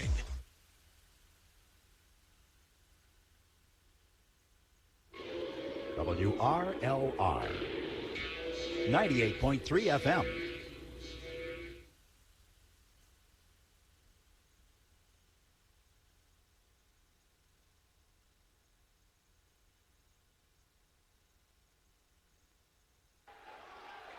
Welcome back to Mundelein and Stevenson here in Lincolnshire as we get ready to start the fourth quarter. And I'll tell you one thing, this has been a battle, and there was a lot of intensity in that quarter. It looked like Mundelein was trying to get back in this game, Stevenson keeping their distance. You get a feeling like this is a prize fight and they're going after each other. Well, Someone's trying to get underneath to get that big hit there. They know what's at stake, but if you're Mundelein, what you got to do, I think now, as you're Matt Badgley, you got to think about coming up and pressing them a little bit more pressure as they bring the ball up court. And think about trying to force them into a situation where they turn the ball over. And if that's what you got to do to get going there, and I think Abube's got to be a little bit more aggressive on the boards, and and rebounding, and in particular those putbacks, anticipation when someone else is shooting to get to the basket. By the way, leading point scorers right now for Mundelein, Trey Baker has 15. Connor Enright has 8. Stevenson led by John Atunitz with 11. Then you got Robert Holmes with 6 and Matthew Ambrose with 6. But I got to throw in Kazakov has 13. 13 too. He leads all Patriot scorers with 13. So 43-36 is where we stand as we get ready to start the fourth quarter. A reminder, sports quarter coming up tomorrow, 8 o'clock in the morning. A lot to talk about from all these dealings. Cubs actually had something going for themselves. They signed a few players today, some one-year deals. By the way, if you're Mookie Betts, how does $27 million sound to stay with the Red Sox? We'll talk about that and some other moves in baseball. And we'll talk about football, the playoffs. The Packers are looking for some people to shovel out the seats for Sunday afternoon's game. Rusty doesn't want to give those White Sox credit, but they made a few nice moves. But they didn't do anything today, though. Today. They've done it all does it have to be today? We've talked They've about done something since the season ended, and there have been some major changes, too. Hey, I want to see the Cubs and White Sox in the World Series this year. Let's get it. Yeah, okay. I think you can forget about that for a while. Hey, that would be something. Not say it helps the Major League Baseball ratings, but I'd love to see it. it'd be great to see. All right, here we go. We'll be on 8 to 10 tomorrow morning as we slide into the studio. Luis Robert. All right, here we go. Start of the fourth quarter, final 8. Man Ambrose shaping the hands of John Atunas, saying, let's get it. I think Mundelein's going to be on offense here, so I think what they did here in the second half, they were a little bit more patient running their offense. All right, here we go. Ball inbounded. Counter Enright will bring it up for the Mustangs. Over to Rooney. Rooney, turnaround move. And send it back out to Baker. Baker with a dribble against Evan Ambrose. Trying to turn, spin, can't do much. Bounces it back out. Bikus driving in. Sends it back out. And this one taken on the side here by Rooney. Back to Enright. Enright inside of Bube. Bube trying to make a move, dishing it back out to Baker. Give it right back to him. There it is. Bube got the inside move on Holmes and got it to go in. That's the reset I'm talking about. The ball comes out, you swing it right back in. No hesitation. The Bube gets to reset himself and repost. And that's what you got to keep doing if you're Mundelein. 5-point game, 43-38. Stevenson out in front, 7:15 and counting. Evan Ambrose. John Atunas. Over to Man Ambrose, up on top of the arc, closely guarded by Connor Enright. To R.J. Holmes. Atunas stopping, popping, long three, high arc, and gets it. Nothing but the bottom of the net. John Atunas, a really smooth shooting guard. I love his skill set. Baker pushing off on Ambrose. There's a reach in there, too. I'll tell you, Baker pushed with the arm. Evan Ambrose grabbed onto the wrist. So both were doing something out of the ordinary there. It's just a matter of what the ref wants to call on that. But they know there's some competitive hand checking going on. So it's just a matter of how the Zebras, how closely do they want to call that hand checking. Ball inbounded to Bube to Connor Enright. Enright looking for somebody outside the arc to the right side. Now to Baker up on top. 6:45 left. Down to Abube, double team, working inside. Gets a nice move and puts a soft shot in. You see what he can be. You see the upside of the big man, 46-40.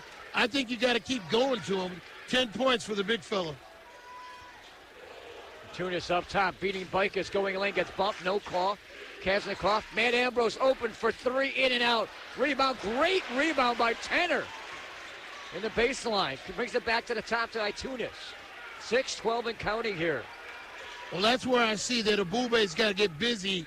When he sees that shot come off, he's got to be more of a defensive rebounder. He's got to anticipate a little bit better. Tanner. By the way, Holmes hit the bench on the last time out. Tanner going to drive in. Shot goes up. Good. Counted and a foul. Tanner just muscled his way to the basket, put it up with his left hand. That was just a physical play there.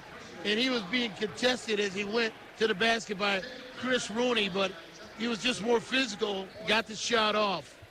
And the foul. Trying to figure out who the foul was on there. If it was a Bikus, I'm not sure. No, Chris Rooney. Rooney, okay. He was the person guarding him.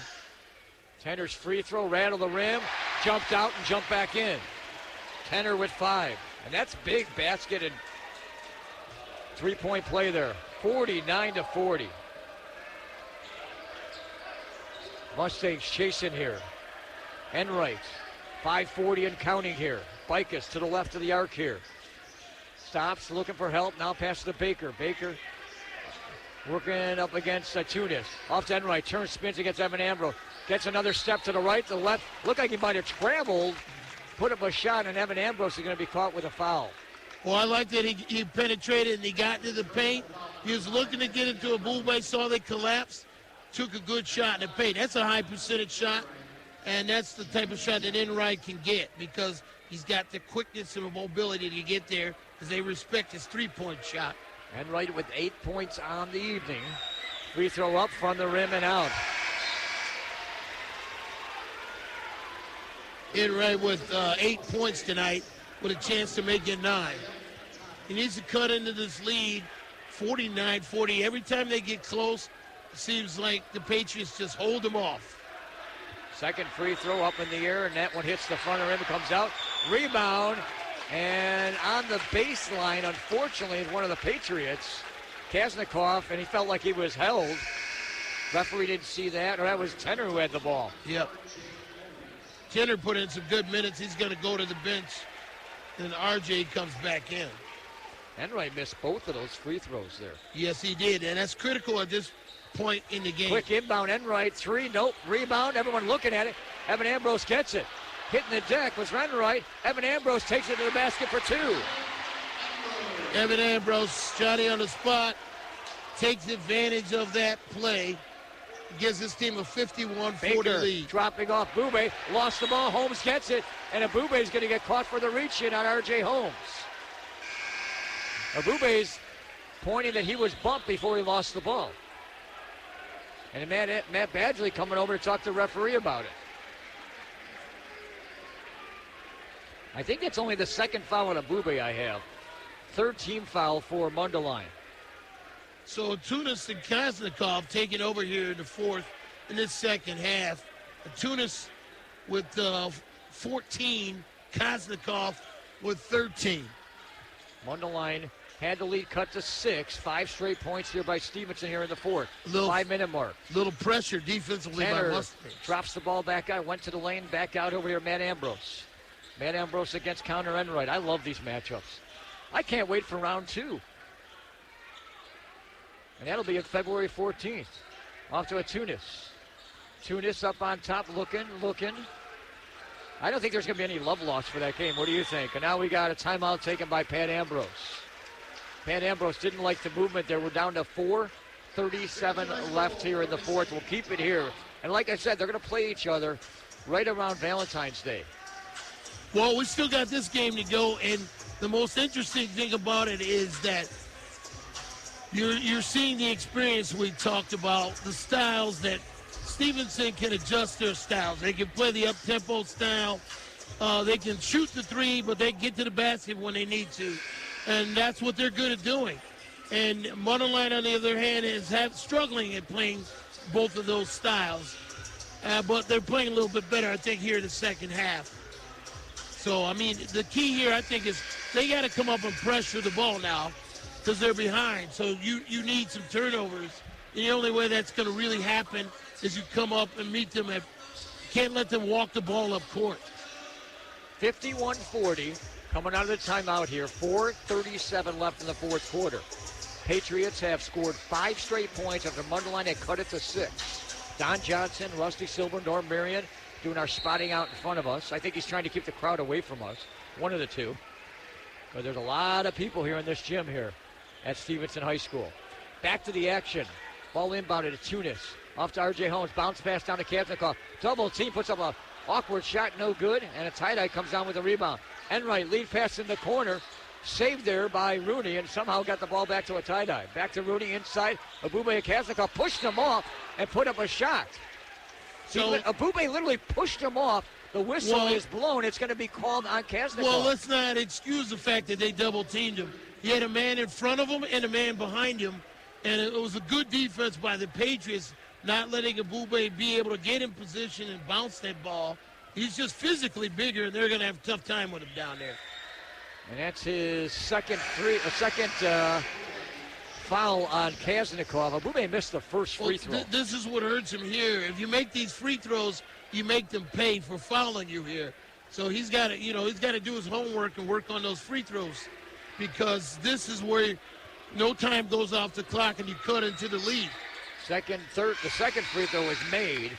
He does have 11 points, but he's 1 for 3 from the free throw line. And it cuts the lead to 10. 4:15 left. Full court pressure here. Tenner to get it inbounded. Kaznikov back to Tenner. Interesting scenario here. Ambrose making a lot of switches. And they're going full court. They get it across the timeline at Tunis. Yeah, he's very smooth ball handler, very adept. I mean, he's very underrated, the way he moves with that ball. Back to Itunes, looking to shoot. Now takes the dribble in the lane, back out. Holmes up top, free throw line, driving against Abube. Goes up with a shot, draws the foul, but the shot comes up short. I don't know there. He's leaning in on that, but Scotty Abube gets assessed. Yeah, that's Abube's third foul. Big guys here. 3:51 left. Free throw for Holmes, rattles the rim, goes in.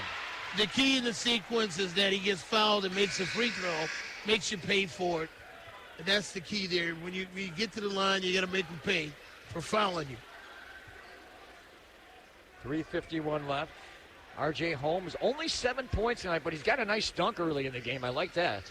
Yeah, he likes to make the dunk shot. We saw him have an outstanding dunk against Marion Catholic right over the top. 12-point game. Down to Abube. Abube gets Kazakov. Little reverse move. Can't get it to finish. Holmes the rebound. Mustangs not able to do anything. Itunis. Evan Ambrose. Evan Ambrose gets hit from the backside and lost the ball, but Trey Baker, I think, is going to get caught for the little snap on the wrist to knock the ball loose. Well, I don't think you need to reach in, but the trap worked the way it was supposed to. They got Ambrose at midcourt. I mean, you had Baker and in right there. So the trap worked, and they need to keep doing that. Patriot student section on the right of us already screaming out overrated. We're not done yet here. Foul on Baker. Only 5 team fouls on Mundelein. 6 on Stevenson. 3:30 left to go in this one. Bounce pass, Kazakov to the right of the free throw line. Back out to Evan Ambrose up on top. Evan Ambrose against Baker. Baker almost snatched the ball away. Bumping with each other. Ambrose down to the baseline. Now double team. Lost the ball. Came loose, and we got a foul here or not? Well, it was nicely done. They tried to trap the ball. Chris Rooney came over at the end there. Got a hand on that ball. Timeout taken by Matt Ambrose. We'll take a timeout. 3:14 left on the clock. Patriots with a 12-point lead. We're back right after this. High school basketball right here on WRLR. WRLR 98.3 FM. Today's sports broadcast is made possible by O'Keefe, Lewis & Bruno PC. Proud to sponsor another season of Lake County High School sports broadcasts on WRLR 98.3 FM. Helping home buyers, sellers, and others with real estate transactions. O'Keefe, Lewis & Bruno PC can be reached at 847-675-4790. You're listening to 98.3 FM, WRLR LP, Round Lake, Illinois.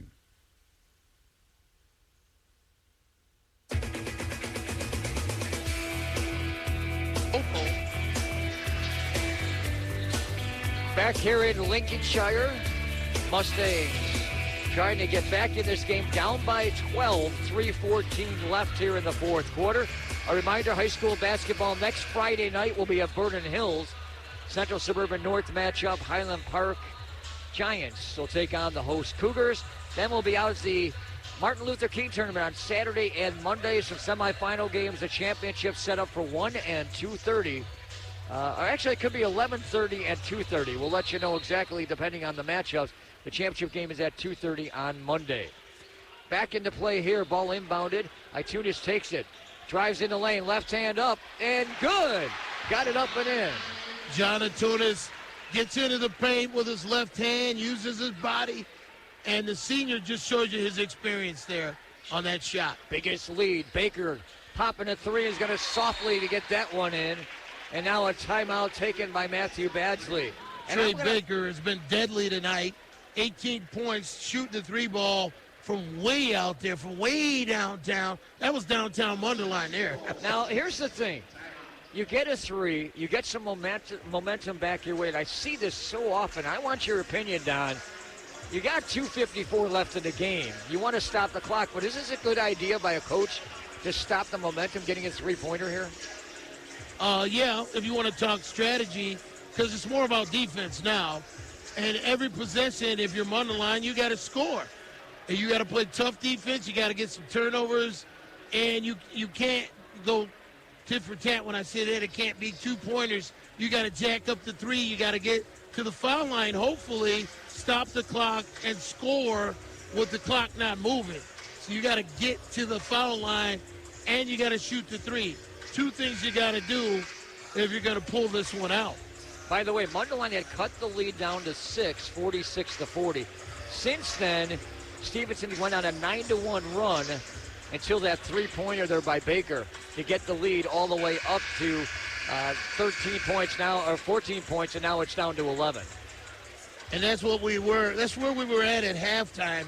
They had an 11-point lead, and that's where we are now with just 2:54 to go in the game. And Stevenson has a comfortable lead right now and they know how to play with the lead. They're an experienced team. You can see the composure that they're playing with here in the fourth. All right, full court pressure, ball inbound to Pusher Tunis, and he'll get the ball over to Matt Ambrose. And Ambrose threw the ball off the leg of Baker and out. Well, he was trapped, and that's why he did it. He knew it. It's better to, not take the ball out of bounds and reset yourself, because he had a three-man trap on him. Kazankoff to inbound. He gets over to Evan Ambrose. Ambrose trying to dribble through the ball, They knocked out of the way. Evan Ambrose gets it on the floor, lost the ball, still They got loose, it. and Enright's going to get it. It's a turnover. 2:40 left. Enright looking to find a place to shoot, drives in, dishing the ball off to the corner, long three. Bikis can't get it to drop. Kazankoff the rebound. Man Ambrose pass this time completed. R.J. Holmes for the dunk. Yes. Wow. I think they were a rim rocker there. And now Enright trying to find Baker. Baker looking at three, can't do it. Now stops, pops short, and Ambrose hit the arm of a ball that was like an air ball. And I like the sportsmanship of Evan Ambrose. He reached down and got Baker on the on his arm to pull him up, or on his hand, I should We say. don't have replay, but T.J. Holmes on the dunk, on the rim rocker, on the crowd exciter. And that was made for TV. And I'm sure that you got that. Baker's first of 3 free throws coming up here. Hey, do you think that gets any ESPN attention tonight? It may. Why not? Somebody caught it on TV. Second free throw, Baker missed that one. Right now, the 57-45. See, these tight games, this is a learning lesson. This is a lesson for them to progress. You got to shoot your free throws in these tight games. You got to get to the basket. It's not always about jacking up the three. And you learn from each of these games. Baker made the second of 3, saying his total up a little bit to, what is he at, 20 points on the night? I think it's hard for some young players to learn that when that three's not falling, you got to get to the basket. In the front court, man Ambrose drops it off. Kazankoff left-handed short jumper and puts it in. Textbook 2-on-1 break. He's got 15. Patriots just ran it to perfection. And a long three by Baker hits the rim. Nope, Boubé gets the rebound. Boubé knocks over Kazankoff, no call. Shot goes up, and he can't get it to drop off the back of the rim against Holmes. Kazankoff has his arms on his side, saying, hey, I was knocked over here.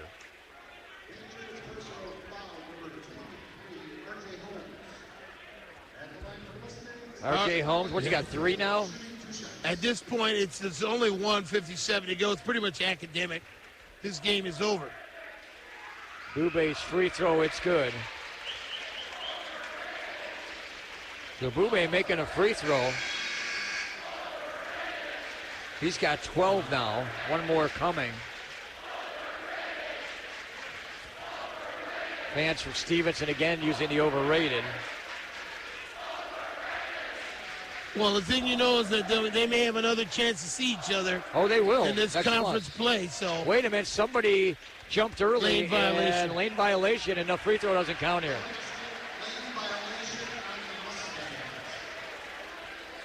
So Boubé gets credited for 1 for 1. You don't see that too often. Ball inbounded. Ambrose keeping it. Nope, couldn't handle the ball on the inbound. Went off his hands and out of bounds. Another turnover for Stevenson. 1:55 left on the clock. Both teams, or I should say, wait a minute. Mundelein's got 1 foul to give. They only have 5. Mundelein will be shooting the rest of the way, though. Evan Ambrose taken out of the game here. 2 turnovers. Boubé inbounds it. This is where you have to shoot the three. Rooney for 3. Good. Yes. Rooney set himself. Got a good look at. Nice pass by Connor Enright. Giving Rooney that chance to eyeball the bucket, and he finishes the job. So that's one way you can get back in, shooting threes, but you got to play defense. 1:46 left on the clock, 59-50. Mundelein trying to scrape back. You know, you mentioned just a bit ago, you know, they're going to see each other. This is just chapter 1. Chapter 2 will be around February 14th, and there could be a chapter 3 when these two teams can meet up in the sectional final for that matter. Because, to tell you the truth, you could have Stevenson 1, Mundelein 2, vice versa. They're obviously the leaders of the groupings or the assignment in Class 4A for this sectional. They're going to be 1 and 2. Yeah, you know, if you look at it right now, that's what you'd have to say. But we've still got some season to go. And I'm sure some other teams will have something to say about that. But these are the top two teams right now at this point in the season in the conference. And I think we got a good game basketball, matchup tonight between two strong teams. Kaznikoff will inbound it, pressure full court, trying to find a way to get in, gets it into Evan Ambrose, now double team. Ambrose trying to dribble away from Obube. Kaznikoff finds Matt Ambrose center court. Now to Itunis. Itunis takes the dribble and trying to get bumped here, still dribbling with the basketball. Itunis over to Evan Ambrose against Baker. They try to double team him. Evan Ambrose gets out of traffic. Itunis looking to get it to Matt Ambrose. They're just trying to take time off the clock, and Matt Ambrose gets pushed from behind from Trey Baker. As I said before, Mustangs have one foul to give. And 1:25 left on the clock. Next foul gets the Patriots to the free throw line. Yeah, and you don't want to foul Matt Ambrose. He's a good free throw shooter. Patriots looking to inbound it. They get it to Kaznikoff. He gets bumped from behind by Bikus. Bikus a little pat on the back here to Kaznikoff. And this will be one in the bonus here. Kaznikoff, an awfully good night. Fans starting to anticipate that this game is in a wrap. Some people starting to leave.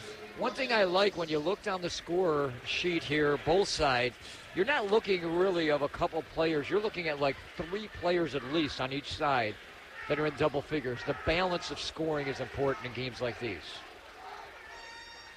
Kaznikoff free throw goes up and he puts it down. He's got 16. Yeah, he's done a good yeoman's job tonight. He's a good three-point shooter, tough player on the boards there, and shooting well at the free throw line. Kaznikoff had a good night there. Second free throw also goes down, so he makes them both to go up to 17 points. 61-50. Driving in, Connor Enright gets the ball to go down, and Kaznikoff was looking for the offensive foul, and that didn't happen. He got called for a block foul. Enright's going to go for a three-point play here. And Connor's not ready to go home. He's still working. God bless him. 61-52. Enright now with 10 points. Well, that's something about Mundelein. They have this no-quit attitude. They think they can be in the game all the way down to the buzzer. Well, I think you hit the nail on the head earlier. These guys really know each other, and so there's some real competition going on out there. Can you picture going to the sectional final, which, by the way, is not in Waukegan this year. It's a Prospect. But can you picture Stevenson and Mundelein going at each other in that game? Yeah, that would be good. It would bring us back to the old days of the matchups between Mundelein and Libertyville. Those were great ones to watch. Well, we've seen plenty of them over the years. And Enright makes the free throw to make the three-point play, 11 on the night. 61-53, 1:18 left. Again with full court pressure. Kaznikoff trying to get into Itunis. Itunis dribbling the front court, bumped by Enright, no call. Now they're trying to double him in the corner. They trap him there and a foul called. And the referee stepping in because a little bit of colliding going on, or is it a timeout? I think a timeout taken by Coach Ambrose and the Patriots. I'm trying to figure out the timeouts because we're in a tough situation. The main board is above us here. Yeah, well, I think, strategically, I'm sure Ambrose just wants to talk to his team about finishing this game off. Don't mess around. Let's just get out of here with the win. And that means protecting the ball, run the clock, and get out the door. By the way, I want to mention Lake County Sports Scoop on Monday with Carson. It'll be at 4 o'clock to 5 o'clock with Coach Garcia. They like to run through basically all the scores from this past weekend and then give you a rundown of where they're at in the conferences and lead you up to the games during the week. And don't forget the Golden Voice with Patrick Voss. He'll be joined by Noah Marion on Wednesday afternoon from 2 to 4. Nice, entertaining brand of sports that they bring, especially with Patrick Voss and some of the... You mean Tesla Marion? Well, it's kind of entertaining with some of the guests there. It really does put this sports value into national sports. So that's one thing you got to look at it. So, and then also don't forget the Joe and John show that's on Thursday afternoons from 1 to 2, and then we like to rebroadcast that before our games from 6 to 7 each and every Friday night. And those guys do a pretty good job. One of the best sports writers we know within Lake County, Joe Aguilar and John Kerr, and they get the in-depth presentation of what goes on in local sports. We got the in-depth tonight. We scooped them tonight because Coach Z was here and he told us that there was a flood today, and that's why they didn't play. I mean, there was a leakage over at Lake Zurich. Somebody sprung a leak, is what you're saying. Over yeah, at Lake well, I had a busted pipe. I just hope they get it fixed before we get there next weekend. I don't want to bring a rowboat. 61-53 here. 8-point lead for the Stevenson Patriots. 1:12 left. And the ball will be inbound. Abube trying to take off the inbound with his big sizer. Ambrose gets the ball inbounded. Matt Ambrose to Evan. He gets pulled, no call. Now it's back out to Matt Ambrose against Baker. And Baker just touched him on the arm, and there's the foul. And this is where the coaches got to talk about situational basketball. I'm sure that's what Coach Ambrose was doing during the timeout. You know, you want to run clock. Every time the clock stops, you're giving Mundelein a chance to stay in this game. And that's what you don't want to do. Matt Ambrose at the line. Only 6 points tonight. And he makes the first of 2. You know, it's funny. Usually you see a game, you get Matt Ambrose with a few threes. He has not made one three-pointer tonight. Well, his three really wasn't falling until his credit.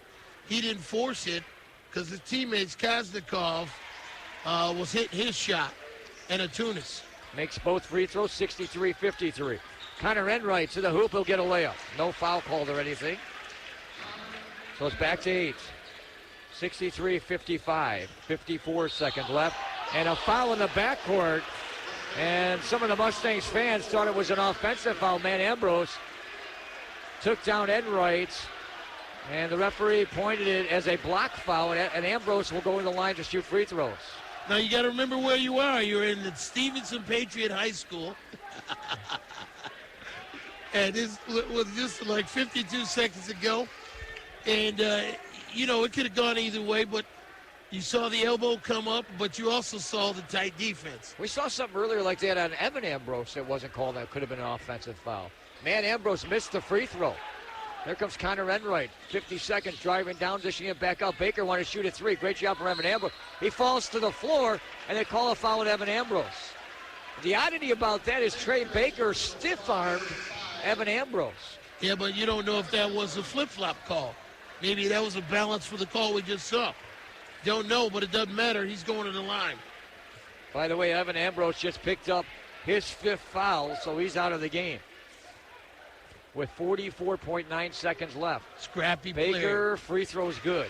Scrappy player, that Evan Ambrose. I like the way he plays the game, plays the defense with a lot of heart, brings a lot of energy and competitiveness there on that side of the floor. 21 points, second free throw also good, and makes it 63-57. 6-point game here. We got 44.9 seconds left. If you keep stopping the clock, you're giving Mundelein a chance. You don't want the clock to stop. You want to run clock. Bounce over to Tenor. Tenor gets it back to Itunis. Itunis gets it over to Ambrose. Ambrose dribbling the front court, 3-on-1. Puts up a one-handed shot and gets it to drop in.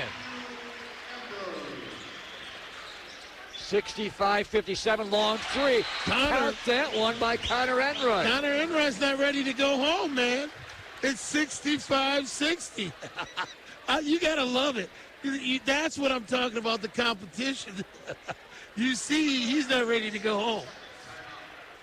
You got to love Neither it. are we. We're ready to keep going here. I mean, this game just continues to go on. We're not even in overtime. We're still in regulation, 65-60. And this is what we talk about Mundelein. They're not the give-up attitude team. Hey, we're going to still fight all the way down to the final seconds of the game. Well, you know what? A miscue here, and we got a different game. So now if you're Coach Ambrose, you're talking about protecting the ball. Put your body between the man and the ball. Make him have to come through you. Don't dribble the ball out in front of you because you don't need a steal here. You just need to run clock, get out of here with a win. 27 seconds, 27.5 on the clock. 65-60, Stevenson with the lead. They have held the lead virtually the whole game. The only time that the lead was held by Mundelein was the opening basket made by Scotty Abube. Stevenson's led the whole way. They had the lead up to 14 points. This second half, this is actually the closest Mundelein has been. They got within 6 at 46-40 earlier in the quarter. And both of these teams have put up a lot of points in this fourth quarter. Something that's not known to Stevenson. Stevenson wants to keep the game under 40 points. If you're interested in seeing some other sports that Stevenson do, they have 2 big hockey games this weekend. Long lead pass down court. Holmes goes in, but misses the dunk. Saved by Matt Ambrose off to a Tunis. They were lucky that Mundelein didn't come down with that. I tell you what. I mean, I like the idea for the long lead pass, but you can't go in and not make that dunk. You can't miss the dunk. Yeah. This game's in close within a couple of possessions. Well, they're lucky that Mundelein didn't come down with the rebound. Could have been fun then. If Mundelein came down with the rebound, it would have been fun to watch. Tunis, 2 free throws, both teams now in the double bonus. He can ice it right here. Free throws good. Tunis with 17 points, and he's 2 for 3 from the line. Smooth stroke, good all-around player. Love his game. He's a slasher. He can shoot it. It's quick, sneaky quick. Chance to put an icing on the cake here. Second free throw's good. Made them both. 3-possession game. 67-60. Driving down the lane. Abume gets a dunk. Connor Enright, nice assist. Goes coast to coast. And you wonder where was that? 67-62. Up court ball goes out of bounds. And actually it's going to be given to Mundelein. No, wait a minute. Referee pointed to Stevenson. I saw that in front of me. No, that's Mundelein's ball. That should be Mundelein's ball. Now, wait, a referee on the near side said Stevenson. The referee on the far side said Mundelein.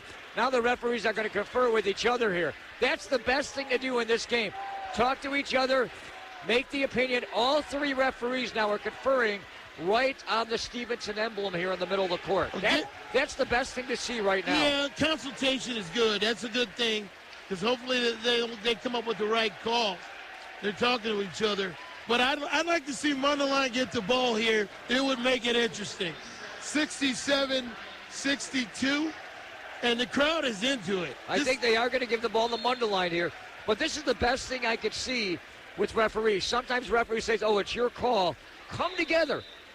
Make the decision, and I like that. What you don't want to do is you don't want to foul the three-point shooter.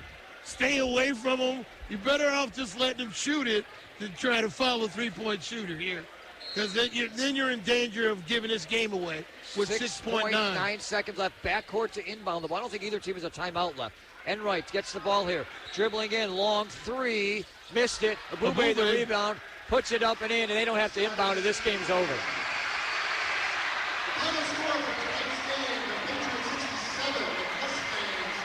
What a game. What a finish.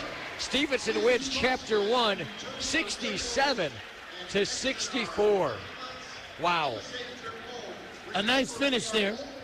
Fun for the fans.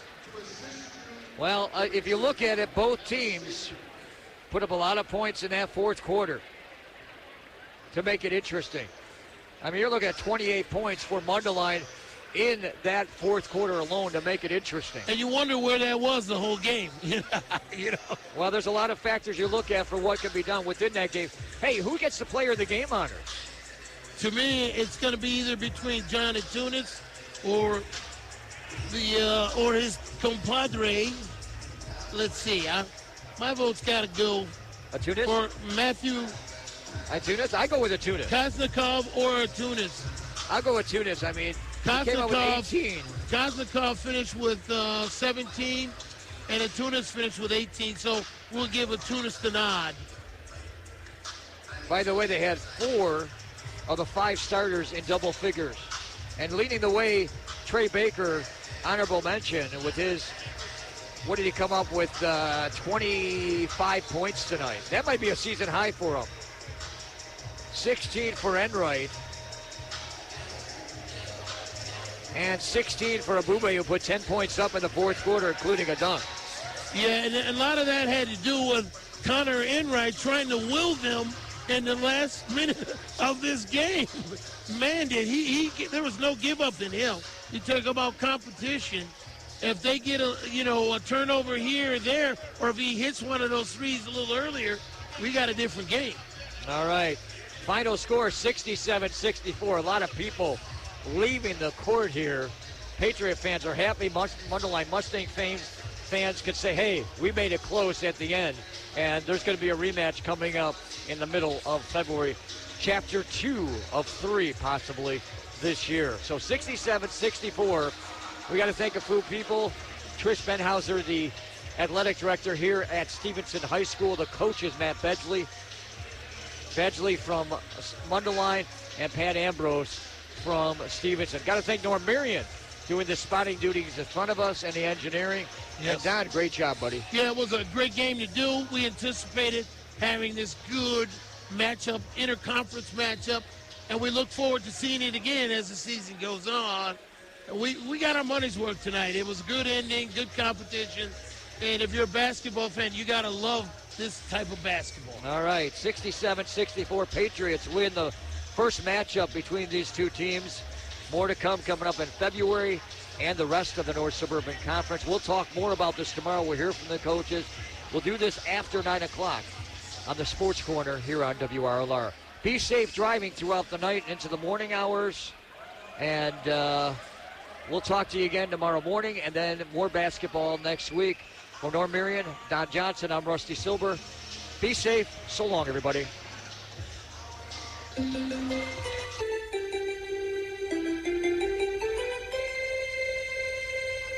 You're listening to 98.3 FM, WRLR LP, Round Lake. What's your name?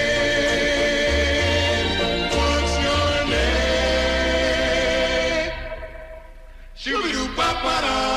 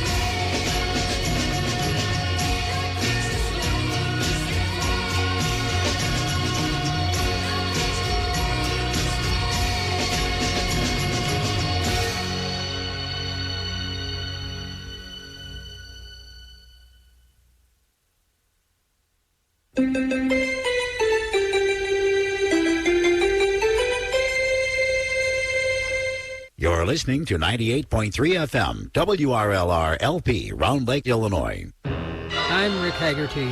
Join me in tuning the radio dial back to primetime radio when it was in its prime. This is audio theater at its best from the masters. Discover the fabric of America during radio's golden age from the 1930s to the 1950s.